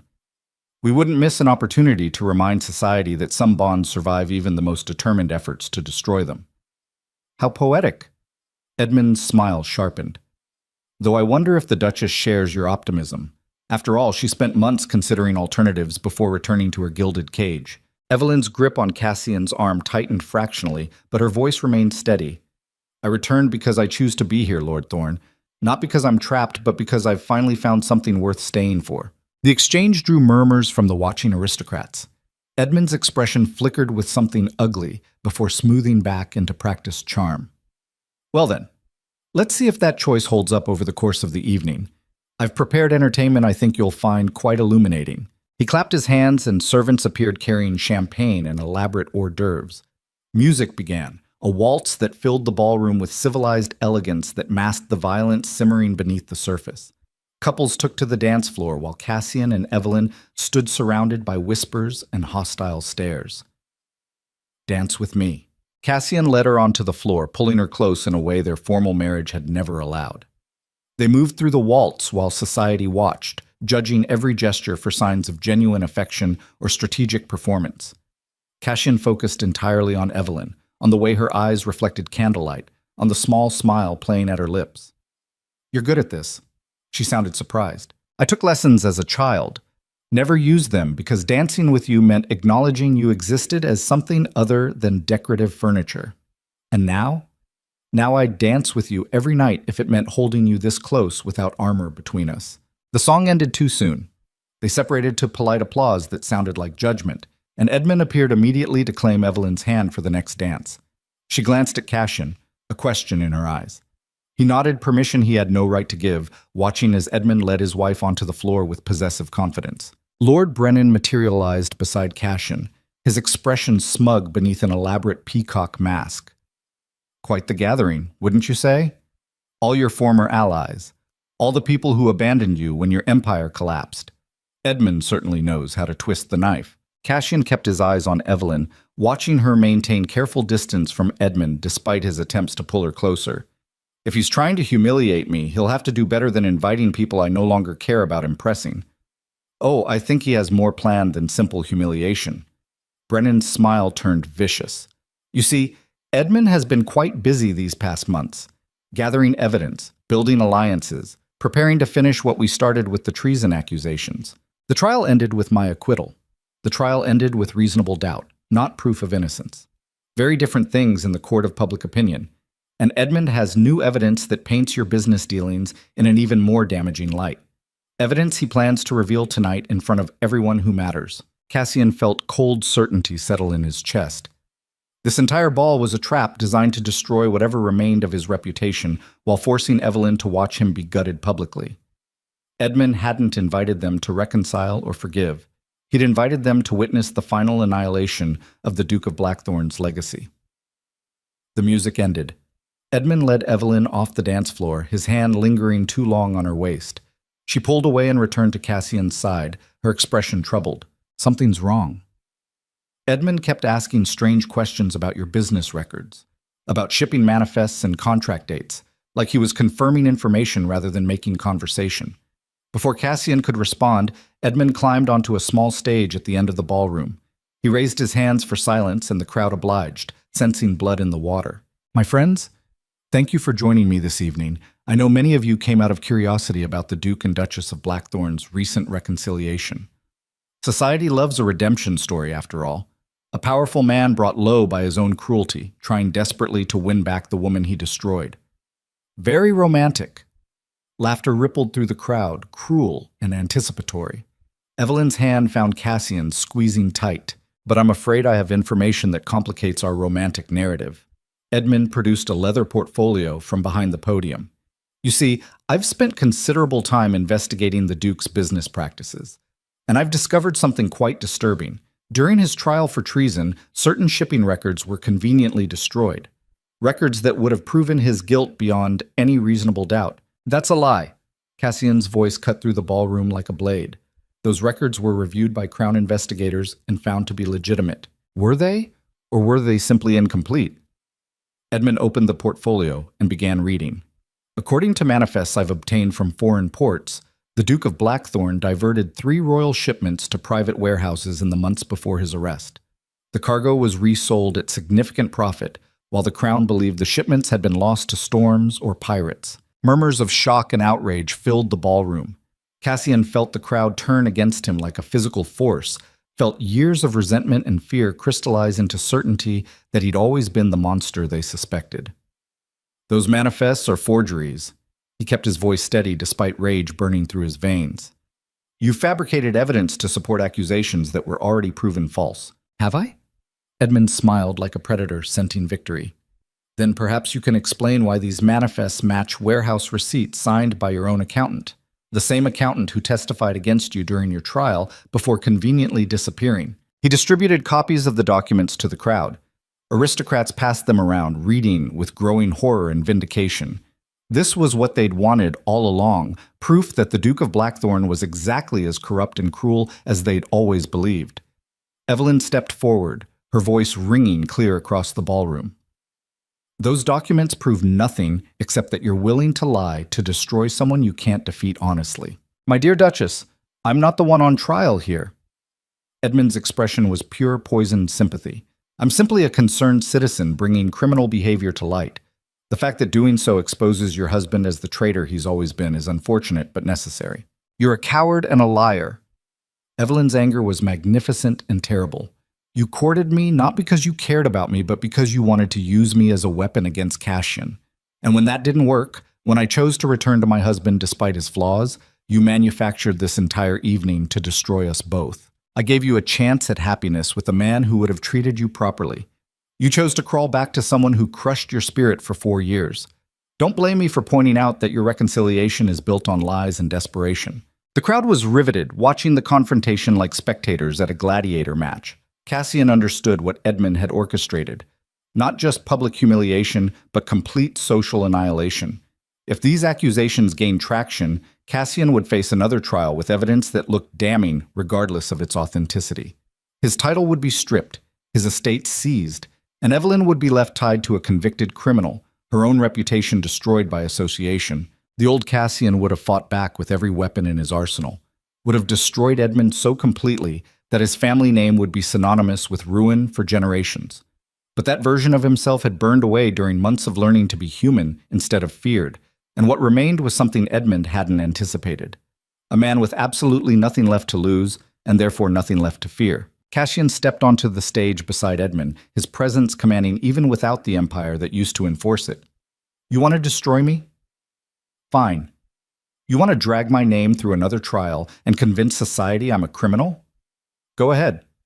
But you made one critical mistake in your careful planning, and what's that? You assumed I still care about power, that losing my reputation and title would break me the way losing my wife almost did.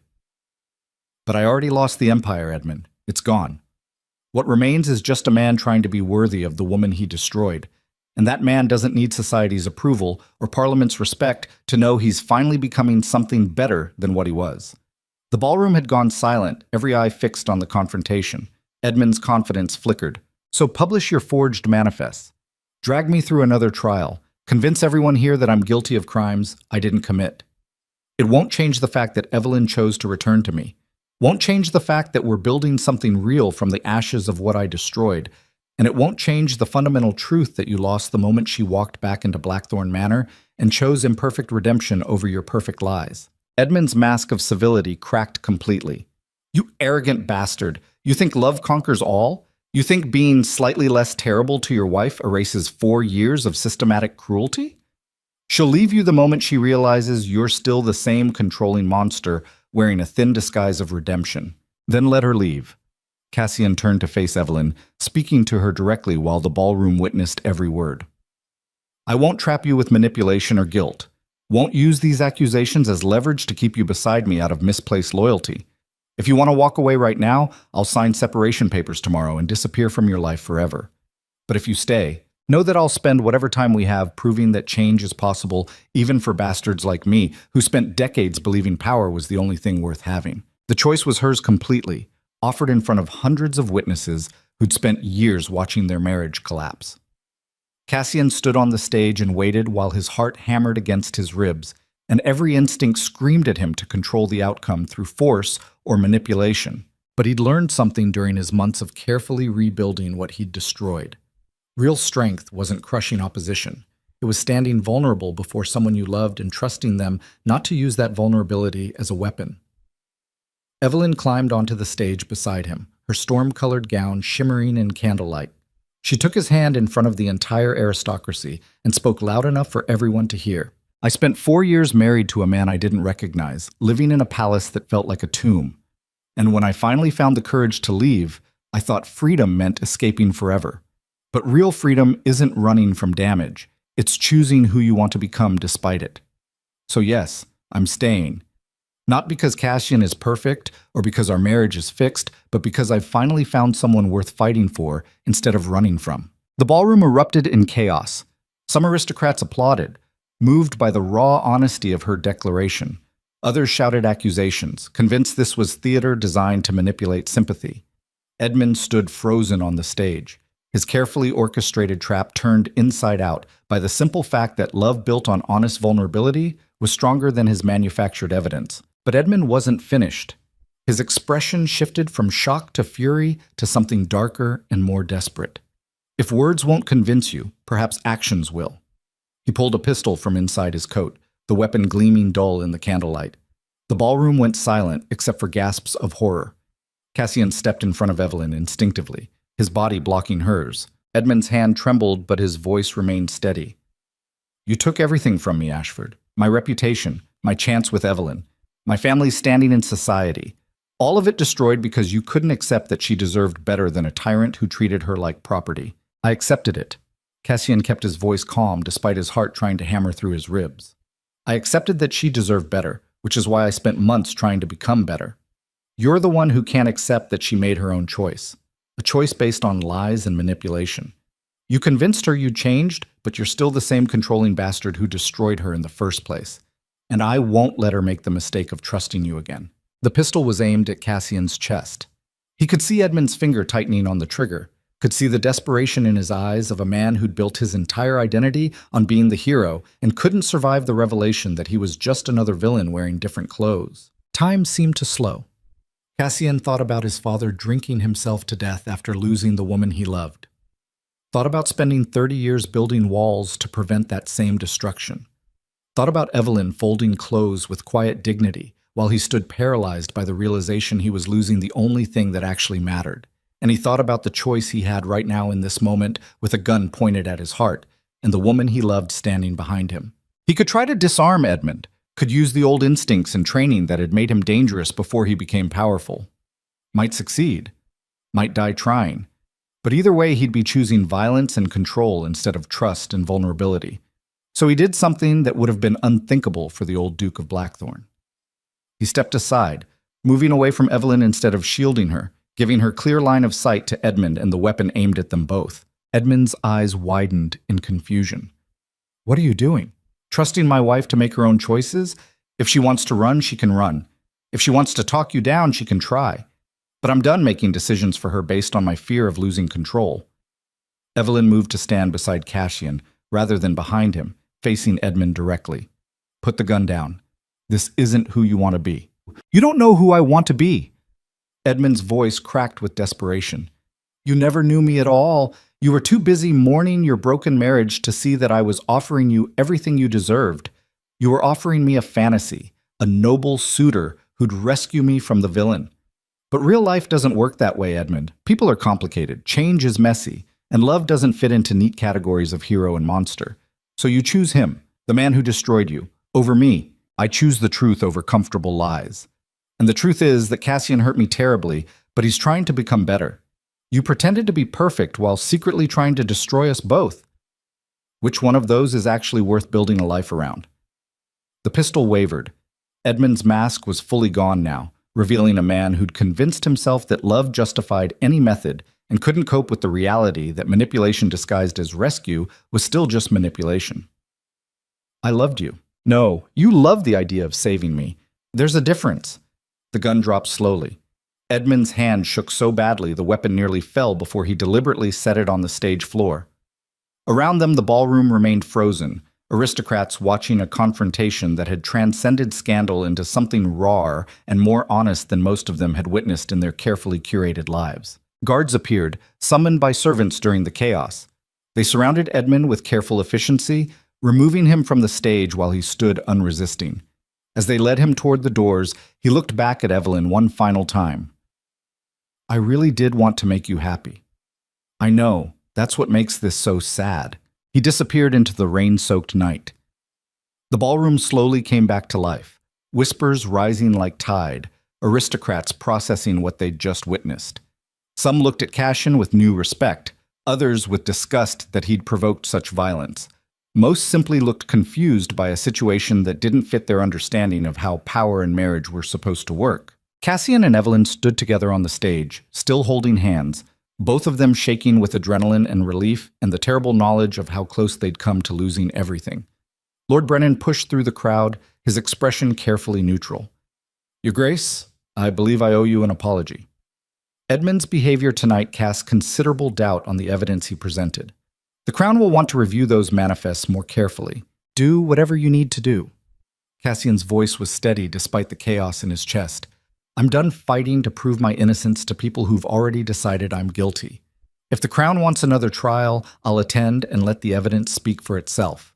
But I won't spend my life trying to convince society I've changed when the only person whose opinion actually matters is standing right beside me. Brennan nodded slowly and retreated into the crowd. Other aristocrats approached with varying degrees of sympathy and judgment. Cassian fielded their questions and comments with weary grace, while Evelyn remained pressed against his side, her presence the only thing keeping him anchored. Eventually, the crowd thinned. The ball continued around them, but the energy had shifted, become something uncertain and strange. Cassian led Evelyn off the stage and through the ballroom toward the exit, walking past portraits of Thorn ancestors who seemed to judge them from gilded frames. They reached their carriage as rain began falling in earnest. Cassian helped Evelyn inside and climbed in after her, pulling the door closed against the storm. They sat in silence while the driver guided horses through mud and darkness, heading back toward Blackthorn Manor and whatever uncertain future waited there. Evelyn leaned against him, her head on his shoulder, her breathing slowly steadying. "You stepped aside." "What?" "When Edmund pointed the gun at you. You stepped aside instead of shielding me. Why?" "Because protecting you by taking away your choices is just another form of control. I trusted you to handle the situation however you thought best, even if that meant risking both of us. That was either the bravest or stupidest thing you've ever done. Ask me tomorrow which one it was." She laughed, the sound breaking tension that had been building for hours. They rode through rain and darkness while storm clouds broke apart overhead, revealing stars that had been hiding behind the weather. Blackthorn Manor appeared ahead, its windows blazing with light that made the estate look almost welcoming. The carriage stopped. They climbed out into rain that had gentled to mist. Cassian stood looking up at the manor he'd inherited and nearly destroyed through his own arrogance and fear. "What happens now?" Evelyn took his hand, her fingers cold and sure. "Now we go inside. We face whatever consequences come from tonight, and we keep building something real from all this ruin, one honest choice at a time." They walked toward the manor together while behind them the storm rolled away across dark fields, leaving clear skies and the promise that morning always came. Eventually, even after the longest nights, especially for people brave enough to stand vulnerable before each other and trust that love built on honest truth was stronger than empires built on fear. But as they reached the door, Marcus appeared from inside, his expression grave and urgent in a way that made Cassian's instincts scream warning. "Your Grace, you need to see this. Now." He handed Cassian a letter sealed with the crown's official insignia, the wax still warm as though it had just been delivered. Cassian broke the seal and read words that turned victory into ash. The crown had reviewed Edmund's evidence despite his arrest, had found enough irregularities to warrant not just another investigation, but immediate seizure of all Ashford properties pending a full audit. Effective sunrise tomorrow, Blackthorn Manor and every estate attached to the duchy would be placed under crown control. Cassian and Evelyn had until dawn to vacate the premises or face arrest for obstruction. He read the letter twice while rain dripped from his hair, and his wife stood beside him, and everything he'd been trying to rebuild crumbled into dust around them. Not because Edmund had won, but because the crown had decided that clearing the Duke of Blackthorn's name was less important than appearing decisive against aristocratic corruption, and Cassian had become the convenient sacrifice required to maintain that appearance. Evelyn read over his shoulder, her breath catching. "They're taking everything except each other." He looked down at her, this woman who'd survived his worst and chosen to stay anyway, and felt something shift inside him that had nothing to do with power, and everything to do with finally understanding what actually mattered when the empire burned and only truth remained. "We have until dawn. Let's make it count." They walked into Blackthorn Manor together while behind them, the crown's guards were already assembling to enforce the seizure at first light, and ahead of them the final battle waited, not against external enemies, but against their own damaged pasts, and the terrible question of whether love built on honest vulnerability could survive when absolutely everything else was stripped away. They had until dawn, which meant roughly 6 hours to pack whatever mattered from a life built on the false foundation of believing power could substitute for purpose. Cassian stood in the entrance hall of Blackthorn Manor watching servants move with quiet efficiency, gathering possessions that suddenly felt meaningless. Portraits of dead Ashford stared down from walls they'd soon belong to the crown, their painted eyes judging him for being the Duke who finally lost everything they'd spent generations accumulating. He felt their disapproval like weight on his shoulders and realized he didn't care anymore what ghosts thought about his failures. Evelyn appeared at the top of the grand staircase carrying a single trunk, her expression calm in a way that reminded him of the morning she'd left him. Except this time she was descending toward him instead of away, and that difference felt more valuable than all the estates the crown was seizing. Is that everything you want to keep? She set the trunk down and looked around the manor with eyes that had seen too much pain echo through these halls. From this place? Yes. The rest is just furniture and expensive decoration. Things your ancestors collected to prove they mattered. I don't need any of it. What about your books? Your piano? Books can be replaced. The piano was beautiful, but it was never really mine. Nothing in this manor was mine, Cassian. It all belonged to the duchy, to the empire, to the legacy of men who believed accumulating possessions made them immortal. I'm taking clothes and a few small things that actually mean something. Everything else can burn for all I care. Marcus appeared carrying ledgers and financial documents, his weathered face creased with concern. Your Grace, we need to discuss where you'll go. The Crown has frozen your accounts pending the audit. You have perhaps 300 pounds in cash reserves that weren't tied to the duchy holdings. That's not enough to maintain even a modest lifestyle for more than a few months. Cassian took the ledgers and threw them into the fireplace, watching pages curl and blacken as decades of careful accounting dissolved into ash. Then we'll learn to live on 300 pounds. People manage it every day. Your Grace, you're being irrational. You have friends who would extend credit, business partners who owe you favors. If you just reached out, no. He cut Marcus off gently but firmly. I'm done trading on the Ashford name, done calling in favors and manipulating circumstances to maintain comfort. I didn't earn. If we're starting over, we're starting from nothing. Real nothing, not aristocratic nothing, where you still have connections and influence to cushion the fall. Marcus looked between Cassian and Evelyn like he was watching people he'd served for decades transform into strangers. You've truly lost your mind. Maybe. Or maybe I'm finally thinking clearly for the first time in 30 years. Either way, this is happening. You're welcome to come with us or stay and find new employment with whoever the Crown appoints to manage the estates. No judgment either way. The old steward's eyes went wet. I've served the Ashford family since before you were born. Watched you grow from an angry child into a powerful duke. Watched you destroy yourself through pride and fear. And now I'm watching you walk away from everything like it never mattered at all.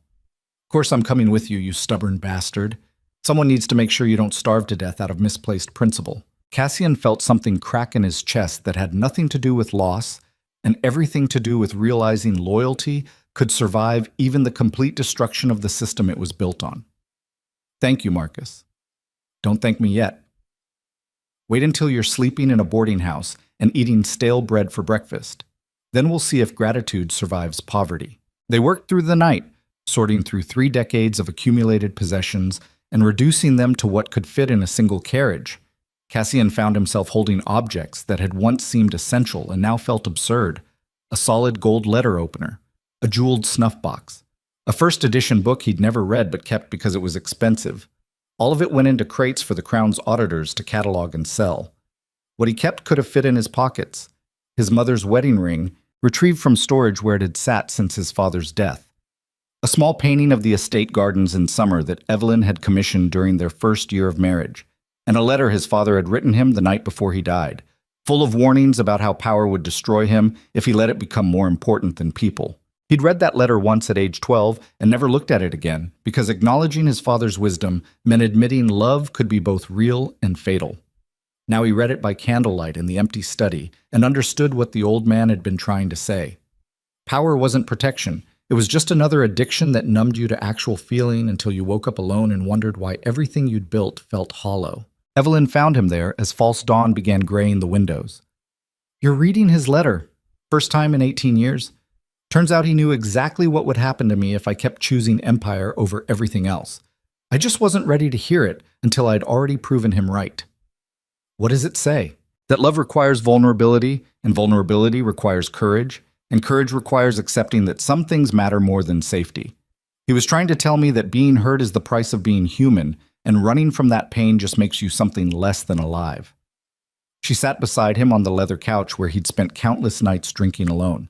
Your father sounds like he was wiser than you gave him credit for. He was broken by losing my mother, spent 6 months drinking himself to death because he couldn't survive without her. I watched it happen and swore I'd never let anyone matter that much. And now I understand that he wasn't weak for loving her so deeply. He was strong enough to risk everything for something real, and when he lost it, He didn't pretend the pain was manageable. He just felt it completely until it killed him. I'm not sure if that's tragic or honest, but it's definitely more human than spending 30 years hiding behind power because you're too afraid to feel anything. Footsteps echoed in the hallway. Crown guards were assembling outside, preparing to take possession at first light. Marcus appeared in the doorway. "Your Grace, the carriage is loaded. We should leave before the official seizure begins. Save yourself the indignity of being escorted off your own property." Cassian stood and offered Evelyn his hand. She took it, and they walked together through Blackthorn Manor one final time, down the grand staircase where they'd posed for wedding portraits that captured nothing real, through the dining room where they'd eaten hundreds of silent meals, past the library where he'd destroyed her trust by kissing Margot while his wife slept upstairs. Every room held ghosts of who they'd been when power mattered more than honesty. They reached the front doors as sunrise began painting the horizon gold and rose. The Crown's representatives stood in formation on the drive, official and implacable. Lord Brennan was among them, his expression carefully neutral. "Your Grace, the Duchess, I'm afraid I must ask you to vacate the premises immediately." Cassian handed him a keyring heavy with metal. "The manor is yours. Try not to destroy it more than I already did." Brennan took the keys with something almost like regret on his face. "For what it's worth, I believe the Crown is being unnecessarily harsh. The evidence Edmund provided was circumstantial at best. Then maybe you should have thought about that before you helped him fabricate it." The observation landed like a slap. Brennan's face went red, but he said nothing, just stepped aside to let them pass. Cassian and Evelyn climbed into the carriage where Marcus waited with their meager possessions. The driver, one of the few servants who'd chosen to follow them into uncertainty, snapped the reins. They rolled down the long drive while Blackthorn Manor receded behind them, its windows catching sunrise and throwing light across grounds that would soon belong to someone else. Cassian looked back once, memorizing the estate he'd inherited and lost, then turned forward and didn't look again. "Where to, Your Grace?" Marcus's question hung in the morning air. Cassian had no answer prepared because planning required knowing what you wanted to build, and he was still learning to want things that didn't involve domination or control. Evelyn spoke before he could. "Somewhere small, somewhere nobody knows who we are or what we've lost. Somewhere we can figure out who we want to become without the weight of legacy crushing us." The driver nodded and turned the carriage toward the main road leading away from aristocratic estates and political intrigue. They rode through countryside waking to spring, past farms and small villages where people worked without caring about duchies or power games. The world felt larger from the window of a carriage heading nowhere particular, as though losing everything had somehow expanded the available space instead of contracting it. They stopped at midday in a town too small to have a name anyone outside the county would recognize. The inn was clean but simple, offering rooms by the week for prices Cassian had once spent on single bottles of wine. Marcus negotiated lodging while Cassian and Evelyn stood in the courtyard surrounded by their few belongings. A woman passed carrying a basket of bread, her children trailing behind her laughing about something only they understood. She glanced at Cassian and Evelyn with mild curiosity before continuing on, completely unaware she was looking at the Duke and Duchess of Blackthorn, or former Duke and Duchess. Whatever they were, now that titles had been stripped and estates seized. "How does it feel?" Evelyn's question caught him off guard. How does what feel? Being nobody. Standing in a town where your name doesn't carry weight and your reputation doesn't matter, where you're just another stranger passing through instead of the Duke of Blackthorn, who everyone feared. Cassian thought about it while watching the woman and her children disappear around a corner. Terrifying. Liberating. Both at the same time. I spent my whole life being someone everyone knew or feared, and I never once asked if that person was worth being. And now? Now I get to figure out who I actually am when power isn't available to define me. Might turn out I'm nobody interesting, but at least nobody interesting is honest. Marcus secured them 2 rooms on the inn's second floor. Cassian and Evelyn took the larger one while Marcus claimed the smaller. They unpacked what little they'd brought and tried to make sense of suddenly having nowhere to be and nothing expected of them. That first week passed in strange adjustment to irrelevance. Cassian woke without servants bringing breakfast or Marcus arriving with urgent correspondence. He walked through the town and nobody bowed or moved aside for his passage. He was just another face in the morning crowd, anonymous and ordinary, and slowly learning that ordinary felt less like failure than he'd always believed. Evelyn found work teaching piano to local children, her noble background translating into skills that had value even without a duchy attached. She came home in the evenings talking about her students with genuine warmth, describing their progress like it mattered more than any political alliance Cassian had ever negotiated. He watched her rediscover joy in small accomplishments and realized he was seeing who she'd been before marriage to him had crushed that lightness out of existence. He tried finding work himself and discovered that being Duke of Blackthorn had prepared him for exactly nothing useful in actual economy. He couldn't farm, couldn't build, couldn't perform any trade that required skill developed through practice rather than inherited through title. What he could do was read and write and calculate figures, so he ended up working as a clerk for a merchant who needed someone to manage ledgers and correspondence. The merchant, a shrewd woman named Margaret, who'd built her business from nothing, looked at Cassian's references and laughed. "Says here you managed shipping contracts worth thousands. Now you're applying to track my inventory of fabric and grain for £2 a week. Times change. I need work. You need someone who won't steal from you or make mistakes that cost you money. Whether I used to be somebody important doesn't matter if I can't pay rent." She hired him on the spot, more amused than convinced, and put him to work in a back room organizing chaos that previous clerks had created through laziness and incompetence. Cassian spent his days elbow-deep in ledgers, tracking shipments of wool and wheat, writing letters to suppliers in neat script that nobody would recognize as belonging to former nobility. It was humbling and tedious and somehow more satisfying than most of what he'd done as Duke. 3 months passed. Spring turned to summer. Cassian and Evelyn fell into rhythms that felt nothing like their previous marriage and everything like building something real from honest foundation. They had dinner together every evening, actual conversation instead of silence. They walked through town after supper, holding hands like young people courting instead of aristocrats performing obligation. They shared the same bed, not out of duty, but because sleeping beside each other felt safer than sleeping alone. And slowly, carefully, they learned to forgive themselves for all the ways they'd failed each other when power had mattered more than partnership. Marcus adapted to irrelevance with surprising grace. He found work managing the inn, using decades of experience running Blackthorn Manor to transform the establishment from barely functional to genuinely welcoming. Travelers started requesting rooms specifically because word spread about the quality of service, and the innkeeper credited Marcus's influence with saving his struggling business. One evening in late July, Cassian came home from the merchant's office to find Evelyn sitting at their small table with a letter bearing the crown's seal. His heart jumped with old fear that they'd come to arrest him after all, that the audit had found some new evidence of crimes he hadn't committed. "What is it?" She handed him the letter without speaking. He read official language that took 3 paragraphs to communicate simple facts. The Crown's investigation had concluded. Edmund Thorne's evidence had been thoroughly debunked as fabricated. The charges of treason were formally dismissed with apologies for the inconvenience. And in recognition of injustice done to the Duke of Blackthorn, the Crown was prepared to restore his title and estates effective immediately. The letter concluded with instructions for where to sign documents accepting reinstatement and reclaiming everything that had been seized. Cassian read it twice while his hands trembled with something that wasn't quite relief and wasn't quite dread. They're giving it all back. Yes, the duchy, the estates, the title, everything I lost, everything you lost. He set the letter down carefully, like it might explode if handled roughly. "What do you want to do?" Evelyn met his eyes across the small table in their modest room that cost less per month than a single dinner at Blackthorn Manor used to cost. "What do you want to do?" The question hit harder than any accusation.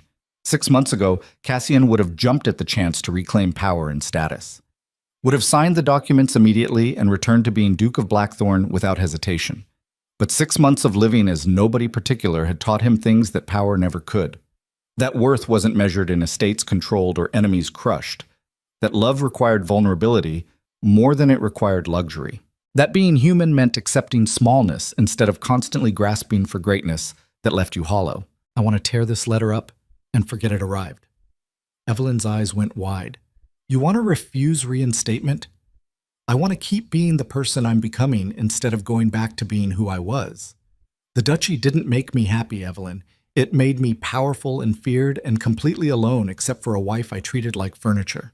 I don't want that life back even if the crown is offering it with apologies, but it's your legacy, your family's heritage, everything your ancestors built. My ancestors built an empire on fear and accumulation, and it made them all miserable.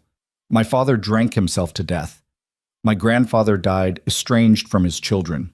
Every Ashford for 3 generations sacrificed actual happiness for the appearance of power. I don't want to be the next name on that list of men who confuse domination with purpose. So what do you want? This. You. Work that doesn't require crushing people to feel valuable. A life small enough to be real instead of so grand it's just performance.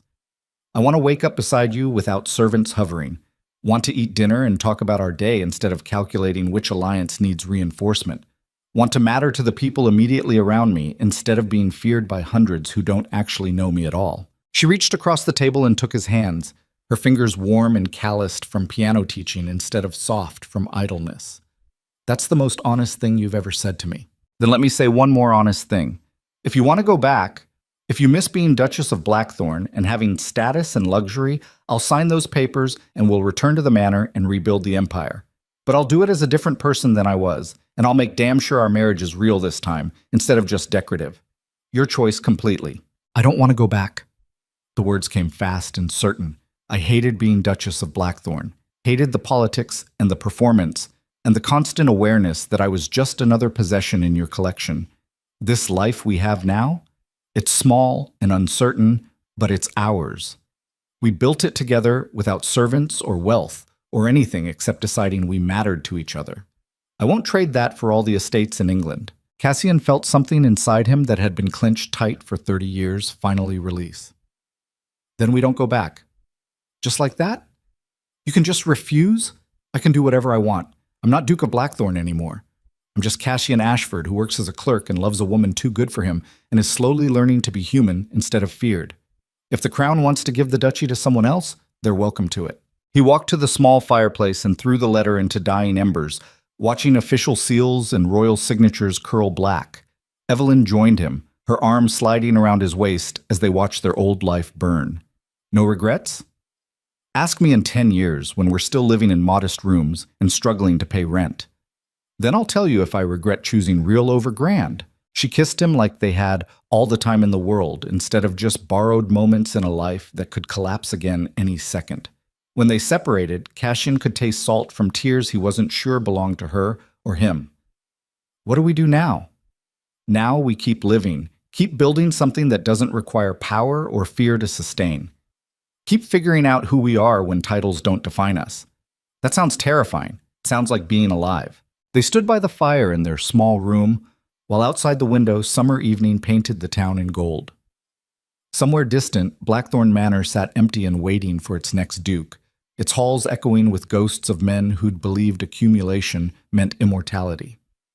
Somewhere in London, the Crown was processing refusal documents and trying to understand why anyone would turn down restoration of title and wealth. But in this room, in this moment, none of that mattered more than 2 people who'd destroyed each other, learning to build something honest from the ruins.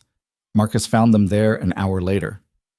Your Grace, He stopped, correcting himself. Cassian. Evelyn. The innkeeper is asking if you'll be staying another month. Should I tell him yes? Tell him we'll be staying indefinitely. This is home now. The old steward's face did something complicated. Pride and sorrow and acceptance all mixed together. Your father would be proud of you. Not for the empire you built, but for having the courage to walk away from it when you finally understood what actually mattered. I'm not sure courage is the right word. Feels more like survival. Sometimes they're the same thing. He left them alone. Cassian and Evelyn moved to the window overlooking the quiet street where evening was settling in. A few people passed below, heading home from work or meeting friends for dinner. Normal people living normal lives without any awareness that former aristocrats were watching from above, learning to be ordinary. Evelyn leaned her head on his shoulder. Tell me something true. What do you want to know? Why you really refused reinstatement. The real reason underneath all the noble talk about choosing small over grand. Cassian thought about it while watching darkness creep across the town. Because going back means risking becoming who I was again. And I can't survive being that person anymore, Evelyn. The Duke who crushed everyone around him? He's dead. Died the morning you folded your clothes and walked away. What remains is just this fragile thing trying to figure out how to be worthy of love instead of settling for being feared. And that thing is too new and uncertain to survive the weight of empire pressing down on it. What if you could go back and stay different? Maybe I could. Maybe I'm strong enough now to maintain change even with power available. But I don't want to risk it. Don't want to test whether my transformation can survive the same circumstances that created the monster in the first place. Easier to stay here where temptation doesn't exist and build something completely new. That makes you sound afraid. I am afraid. Terrified, actually. Afraid of failing you again. Afraid of discovering I haven't changed as much as I think. Afraid of waking up 5 years from now and realizing I've slowly reverted to being the cruel bastard who destroyed you the first time. Staying here, living small, choosing ordinary over grand. It's the only way I know to protect us both from who I used to be. She turned in his arms to face him directly. Then we stay. We build our small life and protect what we have and let the empire crumble without us. And maybe someday we'll tell our children about how their father was once Duke of Blackthorn, but gave it all up because he loved their mother more than he loved power. Children. The word hit him sideways. We haven't talked about children. We haven't talked about a lot of things. Haven't had time between surviving Edmund's attack and losing everything to the crown. But we have time now, Cassian. All the time in the world to figure out what we want to build together. He kissed her forehead, breathing in the scent of her hair and the reality of her presence. I want to build a family. Want to raise children who never learn to equate worth with domination. Want to grow old with you in modest comfort instead of dying alone in a palace built from fear. Then that's what we'll do. They stayed at the window until full dark had settled, watching their new town prepare for night. Somewhere in the distance, a church bell rang 9 times. Someone laughed in the street below. Life continued its ordinary rhythms without caring that former aristocrats were standing above, learning to love smallness. The next morning, Cassian woke before dawn and dressed quietly to avoid disturbing Evelyn. He walked through empty streets to the merchant's office and arrived early enough that Margaret hadn't yet unlocked the doors. He waited on the steps, watching sunrise paint the buildings gold. She arrived 20 minutes later, keys jangling, her expression shifting to surprise when she saw him. "You're keen this morning. Wanted to ask you something before the day starts." "Go on then. I need to tell you something about who I used to be. Something I should have mentioned when you hired me." He explained his past in clinical detail. The duchy, the trial, the empire he'd built and lost, everything he'd hidden behind vague references to previous work in shipping. Margaret listened without interrupting, her face unreadable. When he finished, she was quiet for a long moment. Then she unlocked the office and gestured for him to follow her inside. "Why are you telling me this now?" "Because living honestly means not hiding who I was, even when revealing it might cost me the life I'm building. You hired me thinking I was nobody particular. Turns out I'm somebody who used to matter and chose to walk away. Thought you deserved to know before deciding whether you still want me managing your ledgers." Margaret poured herself tea from a kettle kept warm on the stove. "Do you steal?" "No." "Do you lie to cover mistakes?" "Not anymore." "Are you good at the work I'm paying you for?" "Yes." "Then I don't care if you used to be the King of France. You're a decent clerk who shows up on time and doesn't complain about tedious tasks. That's worth more than whatever titles you've lost." Cassian felt tension he'd been carrying release. "Thank you." "Don't thank me. Just keep doing the work. And maybe stop acting like your past defines your present. What you were doesn't matter half as much as who you're choosing to become." She was right, he realized. The past was just context. What mattered was the daily choice to be different, to build something honest from whatever materials remained after everything else burned away. He worked through that day, and the next, and the one after, falling into rhythms that felt nothing like ruling and everything like living. Weeks became months. Summer faded into autumn. The town prepared for winter while Cassian and Evelyn prepared for their first anniversary of living as ordinary people. On a cold November evening, they hosted dinner in their small room. Marcus joined them, along with Margaret and a few of Evelyn's piano students and their parents. The gathering was cramped and informal, nothing like the grand banquets Blackthorn Manor used to host. But the laughter was real, and the conversation was genuine, and nobody was calculating advantage or playing political games. Midway through dinner, someone knocked on the door. Cassian answered to find a courier holding a letter sealed with Lord Harrow's crest. Letter for the former Duchess of Blackthorn. Urgent, apparently. Evelyn took the letter with trembling hands. Her father had been distant since their refusal of reinstatement, disappointed that his daughter had chosen modest poverty over restored nobility. She opened it carefully and read while the room fell silent. When she looked up, her eyes were wet. "My father is dying. Cancer. The doctors give him maybe 2 months. Cassian moved to her side immediately. When do we leave? Tomorrow, if we can arrange travel. She looked around at the gathering, at the life they'd built from nothing. I'm sorry to cut this short. The guests left with quiet condolences. Marcus helped arrange a coach, while Cassian and Evelyn packed for a journey neither wanted to make. They left at dawn, riding through winter landscape toward Lord Harrow's estate, and whatever reconciliation or judgment waited there. The journey took 3 days. They arrived to find the estate diminished, several buildings showing neglect, grounds overgrown with weeds. Evelyn's father had apparently struggled financially after Cassian's fall, unable to maintain appearances without the Ashford alliance supporting him. A servant showed them to Lord Harrow's chambers. The old man lay in bed looking gray and shrunken, mortality eating him from inside, but his eyes sharpened when Evelyn entered. You came. Of course I came. You're my father. I wasn't sure you'd want to see the man who pushed you into marriage with a monster.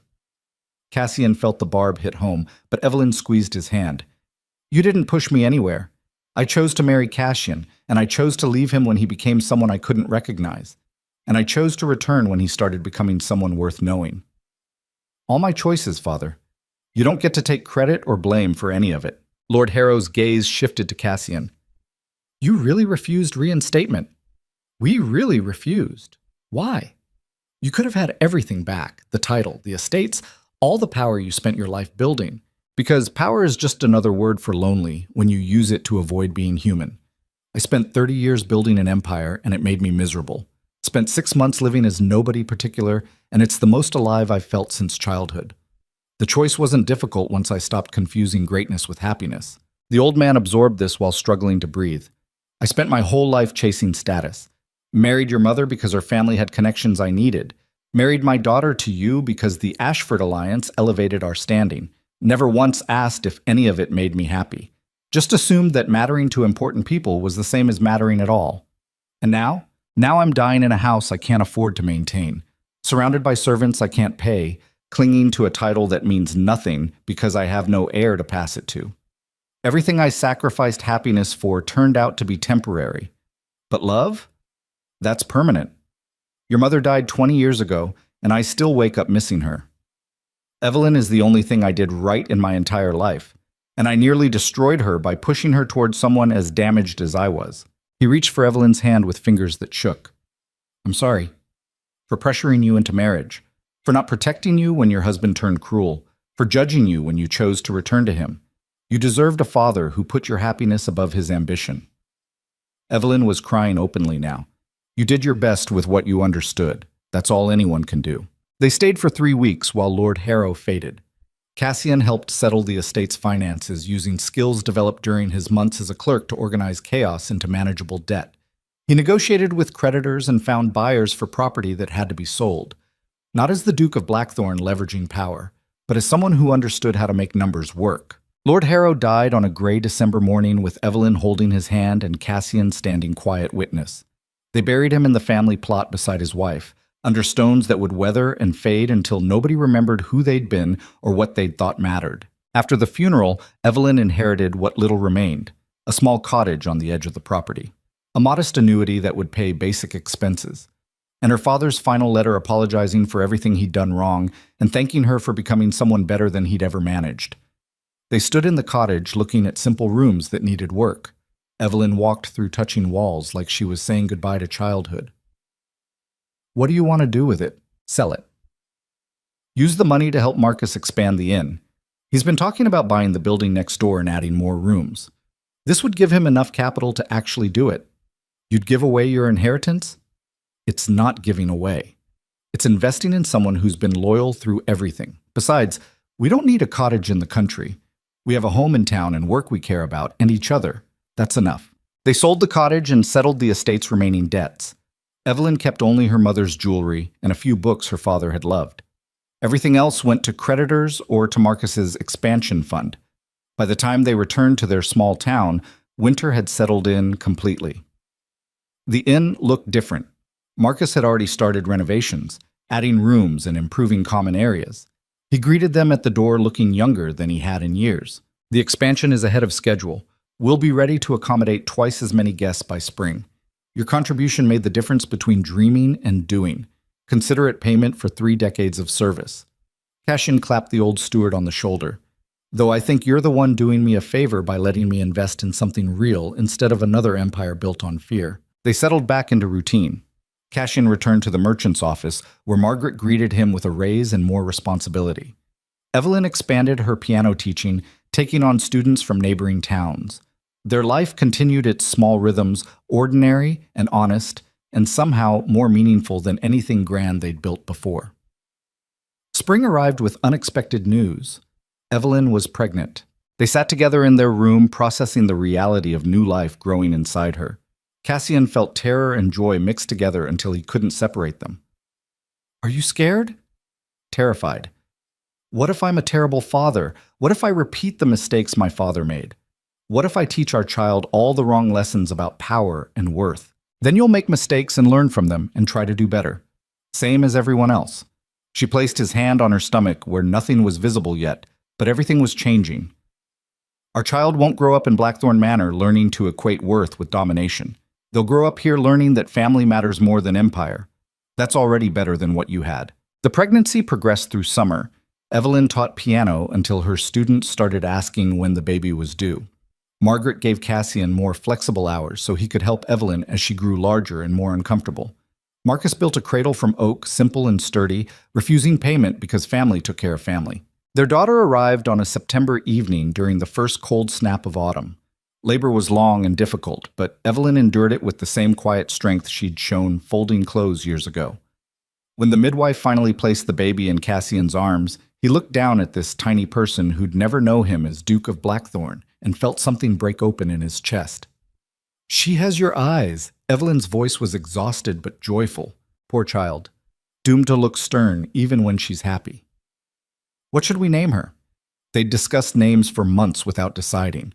But holding his daughter while Evelyn recovered from bringing her into the world, Cassian knew exactly what she should be called. Hope. We'll name her Hope because she represents everything we're building instead of everything we lost. Hope Ashford. Evelyn smiled. Perfect. They brought their daughter home to their small room above the inn and learned to be parents without servants or wet nurses. Cassian changed diapers and walked the floor at midnight and discovered that exhaustion from caring for a child felt completely different from exhaustion from managing an empire. This was purposeful, real, the kind of tired that came from love instead of obligation. The town embraced them and their daughter. Margaret gave Evelyn months off work with pay, insisting that family came first. Students sent gifts and offered to help. The innkeeper's wife taught them tricks for soothing crying babies. They existed in a web of community that Blackthorn Manor's isolation had never allowed. Hope grew from infant to toddler. Cassian taught her to walk in the inn's courtyard while other guests watched and offered encouragement. Evelyn taught her to sing simple songs while Marcus made faces to keep her entertained. She was loved by people who knew her parents as clerk and piano teacher instead of duke and duchess. On Hope's second birthday, they held a small party in the inn's common room. The gathering included Margaret and her family, several of Evelyn's students, neighbors who'd become friends, and Marcus who'd become something closer to grandfather. Someone brought cake. Someone else brought toys carved from wood. Hope laughed and played while adults talked about ordinary concerns like weather and crops and the merchant ship that had arrived in port. Cassian stood watching his daughter and realized he couldn't remember the last time he'd thought about Blackthorn Manor or the empire he'd lost.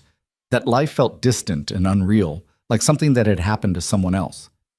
What felt real was this: his daughter playing with toys made by neighbors, his wife laughing with friends who knew her as Evelyn instead of Duchess, his own identity as father and husband and clerk who showed up on time and did honest work. Evelyn joined him at the edge of the celebration. Happy? Deliriously. Terrifyingly. Both at once. Good. That means you're alive instead of just powerful. She was right. Being alive meant feeling everything, joy and fear and love and uncertainty, all mixed together. Being powerful had meant feeling nothing except the cold satisfaction of control. He'd traded empire for existence and discovered that existence was infinitely more valuable. That evening, after guests left and Hope was sleeping, Cassian and Evelyn sat at their window watching their town prepare for night. 2 years since they'd refused reinstatement. 3 years since she'd walked away from Blackthorn Manor. 4 years since he'd realized too late that power meant nothing if you lost the person who actually mattered. Do you ever regret it? Evelyn asked quietly, turning down everything the crown offered. Every time I can't afford something Hope wants. Every time I see you wearing a dress you've mended because we can't afford new. Every time I calculate our finances and realize we're one disaster away from genuine poverty instead of just modest comfort. That's not an answer. No regrets. Not one. I'd rather struggle to provide for our family as someone real than live in luxury as the hollow thing I used to be. What we have is small and uncertain, but it's ours. We built it together without servants or wealth or anything except deciding we mattered to each other. That's worth more than all the estates in England. She leaned against him, fitting perfectly into the space beside his heart. Good answer. Years passed in quiet accumulation of ordinary moments. Hope grew into a bright child who asked endless questions and showed no interest in nobility or power. She wanted to know how birds flew and why rain fell, and whether the moon was really made of cheese like Marcus jokingly claimed. Cassian answered her questions as best he could, and discovered that teaching his daughter about the world mattered more than any political alliance he'd ever negotiated. Margaret eventually made him a partner in her merchant business, recognizing that his organizational skills and careful accounting had expanded her operations significantly. The partnership came with profit sharing that lifted them from modest poverty into genuine middle-class comfort. Not wealthy by aristocratic standards, but secure enough that unexpected expenses didn't threaten their survival. Evelyn's piano teaching flourished. She took on advanced students and began composing her own music, simple pieces that captured the ordinary beauty she'd always loved. Gardens in twilight, windows with rain, quiet moments before they disappeared. Her compositions sold to music publishers in London, bringing in money and modest recognition that had nothing to do with being Duchess of Blackthorn. Marcus expanded the inn until it became the finest accommodation in the region. He hired staff and trained them with the same exacting standards he'd used at Blackthorn Manor, except now the purpose was hospitality instead of intimidation. Travelers came from distant cities specifically to stay at his inn, drawn by reputation for quality and warmth.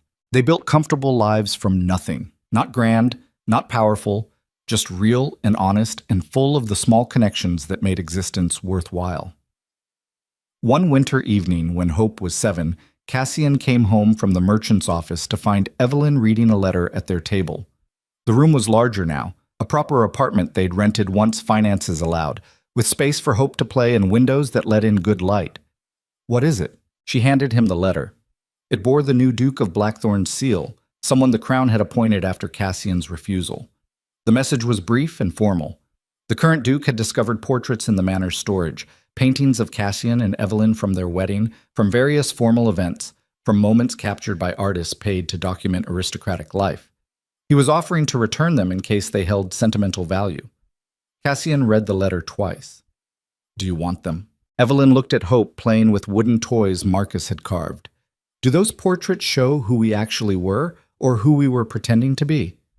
"Pretending, mostly. The Duchess performing duty, the Duke maintaining appearance. Neither of us was real in any of those paintings." "Then let them stay at Blackthorn Manor. Let them be artifacts of people who used to exist. We're different now. Those portraits wouldn't fit our life even if we wanted them." He wrote a polite refusal and sent it the next morning. Let the past stay in the past where it belonged. What mattered was the present and the future they were building, one honest choice at a time. Years continued their steady accumulation. Hope grew into a remarkable young woman who showed no interest in reclaiming nobility her parents had abandoned. She wanted to be a musician like her mother, composing pieces that captured ordinary beauty instead of grand drama. Cassian and Evelyn supported her completely, proud of a daughter who understood that worth came from passion instead of position. On their 20th anniversary of living as ordinary people, Cassian and Evelyn returned to the town where they'd first arrived with nothing. The inn was now a landmark, Marcus having built it into an institution. The merchant business was thriving, Margaret having retired and left Cassian to manage operations. Their daughter was studying music in London, writing letters full of excitement about compositions and performances. They stood at the same window where they'd watched their first sunset as nobody particular. The town had grown and changed, but remained fundamentally the same. A place where ordinary people lived ordinary lives without caring about duchies or empires. 20 years. Evelyn spoke quietly. 20 years since we walked away from everything. Any regrets? Not one.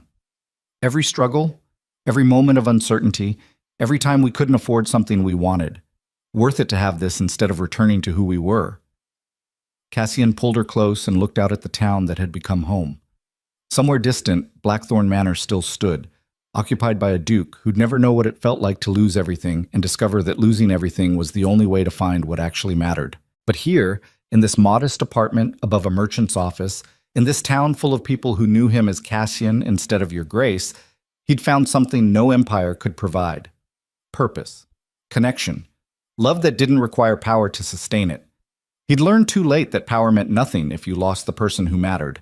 But having learned that lesson, he'd made damn sure never to forget it again. And standing at the window with Evelyn beside him and their daughter thriving in the world, and years of honest living behind them, Cassian Ashford understood something his ancestors never had. Real strength wasn't crushing everyone around you. It was having the courage to be vulnerable with someone and trusting they wouldn't use it against you. Real power wasn't accumulation. It was choosing what mattered and protecting it with everything you had. Real worth wasn't measured in estates controlled or enemies defeated. It was measured in small moments of genuine connection that no title could purchase and no empire could replace. He'd been Duke of Blackthorn once, powerful and feared and absolutely alone except for a wife he'd destroyed through casual cruelty. Now he was just Cassian, husband, father, merchant, friend, someone who mattered to the people immediately around him instead of being feared by hundreds who didn't know him at all. The trade was everything for something smaller but infinitely more real, and he'd make that same choice every single time if given the chance. Because some women don't scream when their hearts break. They simply pack their suitcase and walk away forever, leaving behind nothing but the ghost of warmth in a palace built entirely from ice.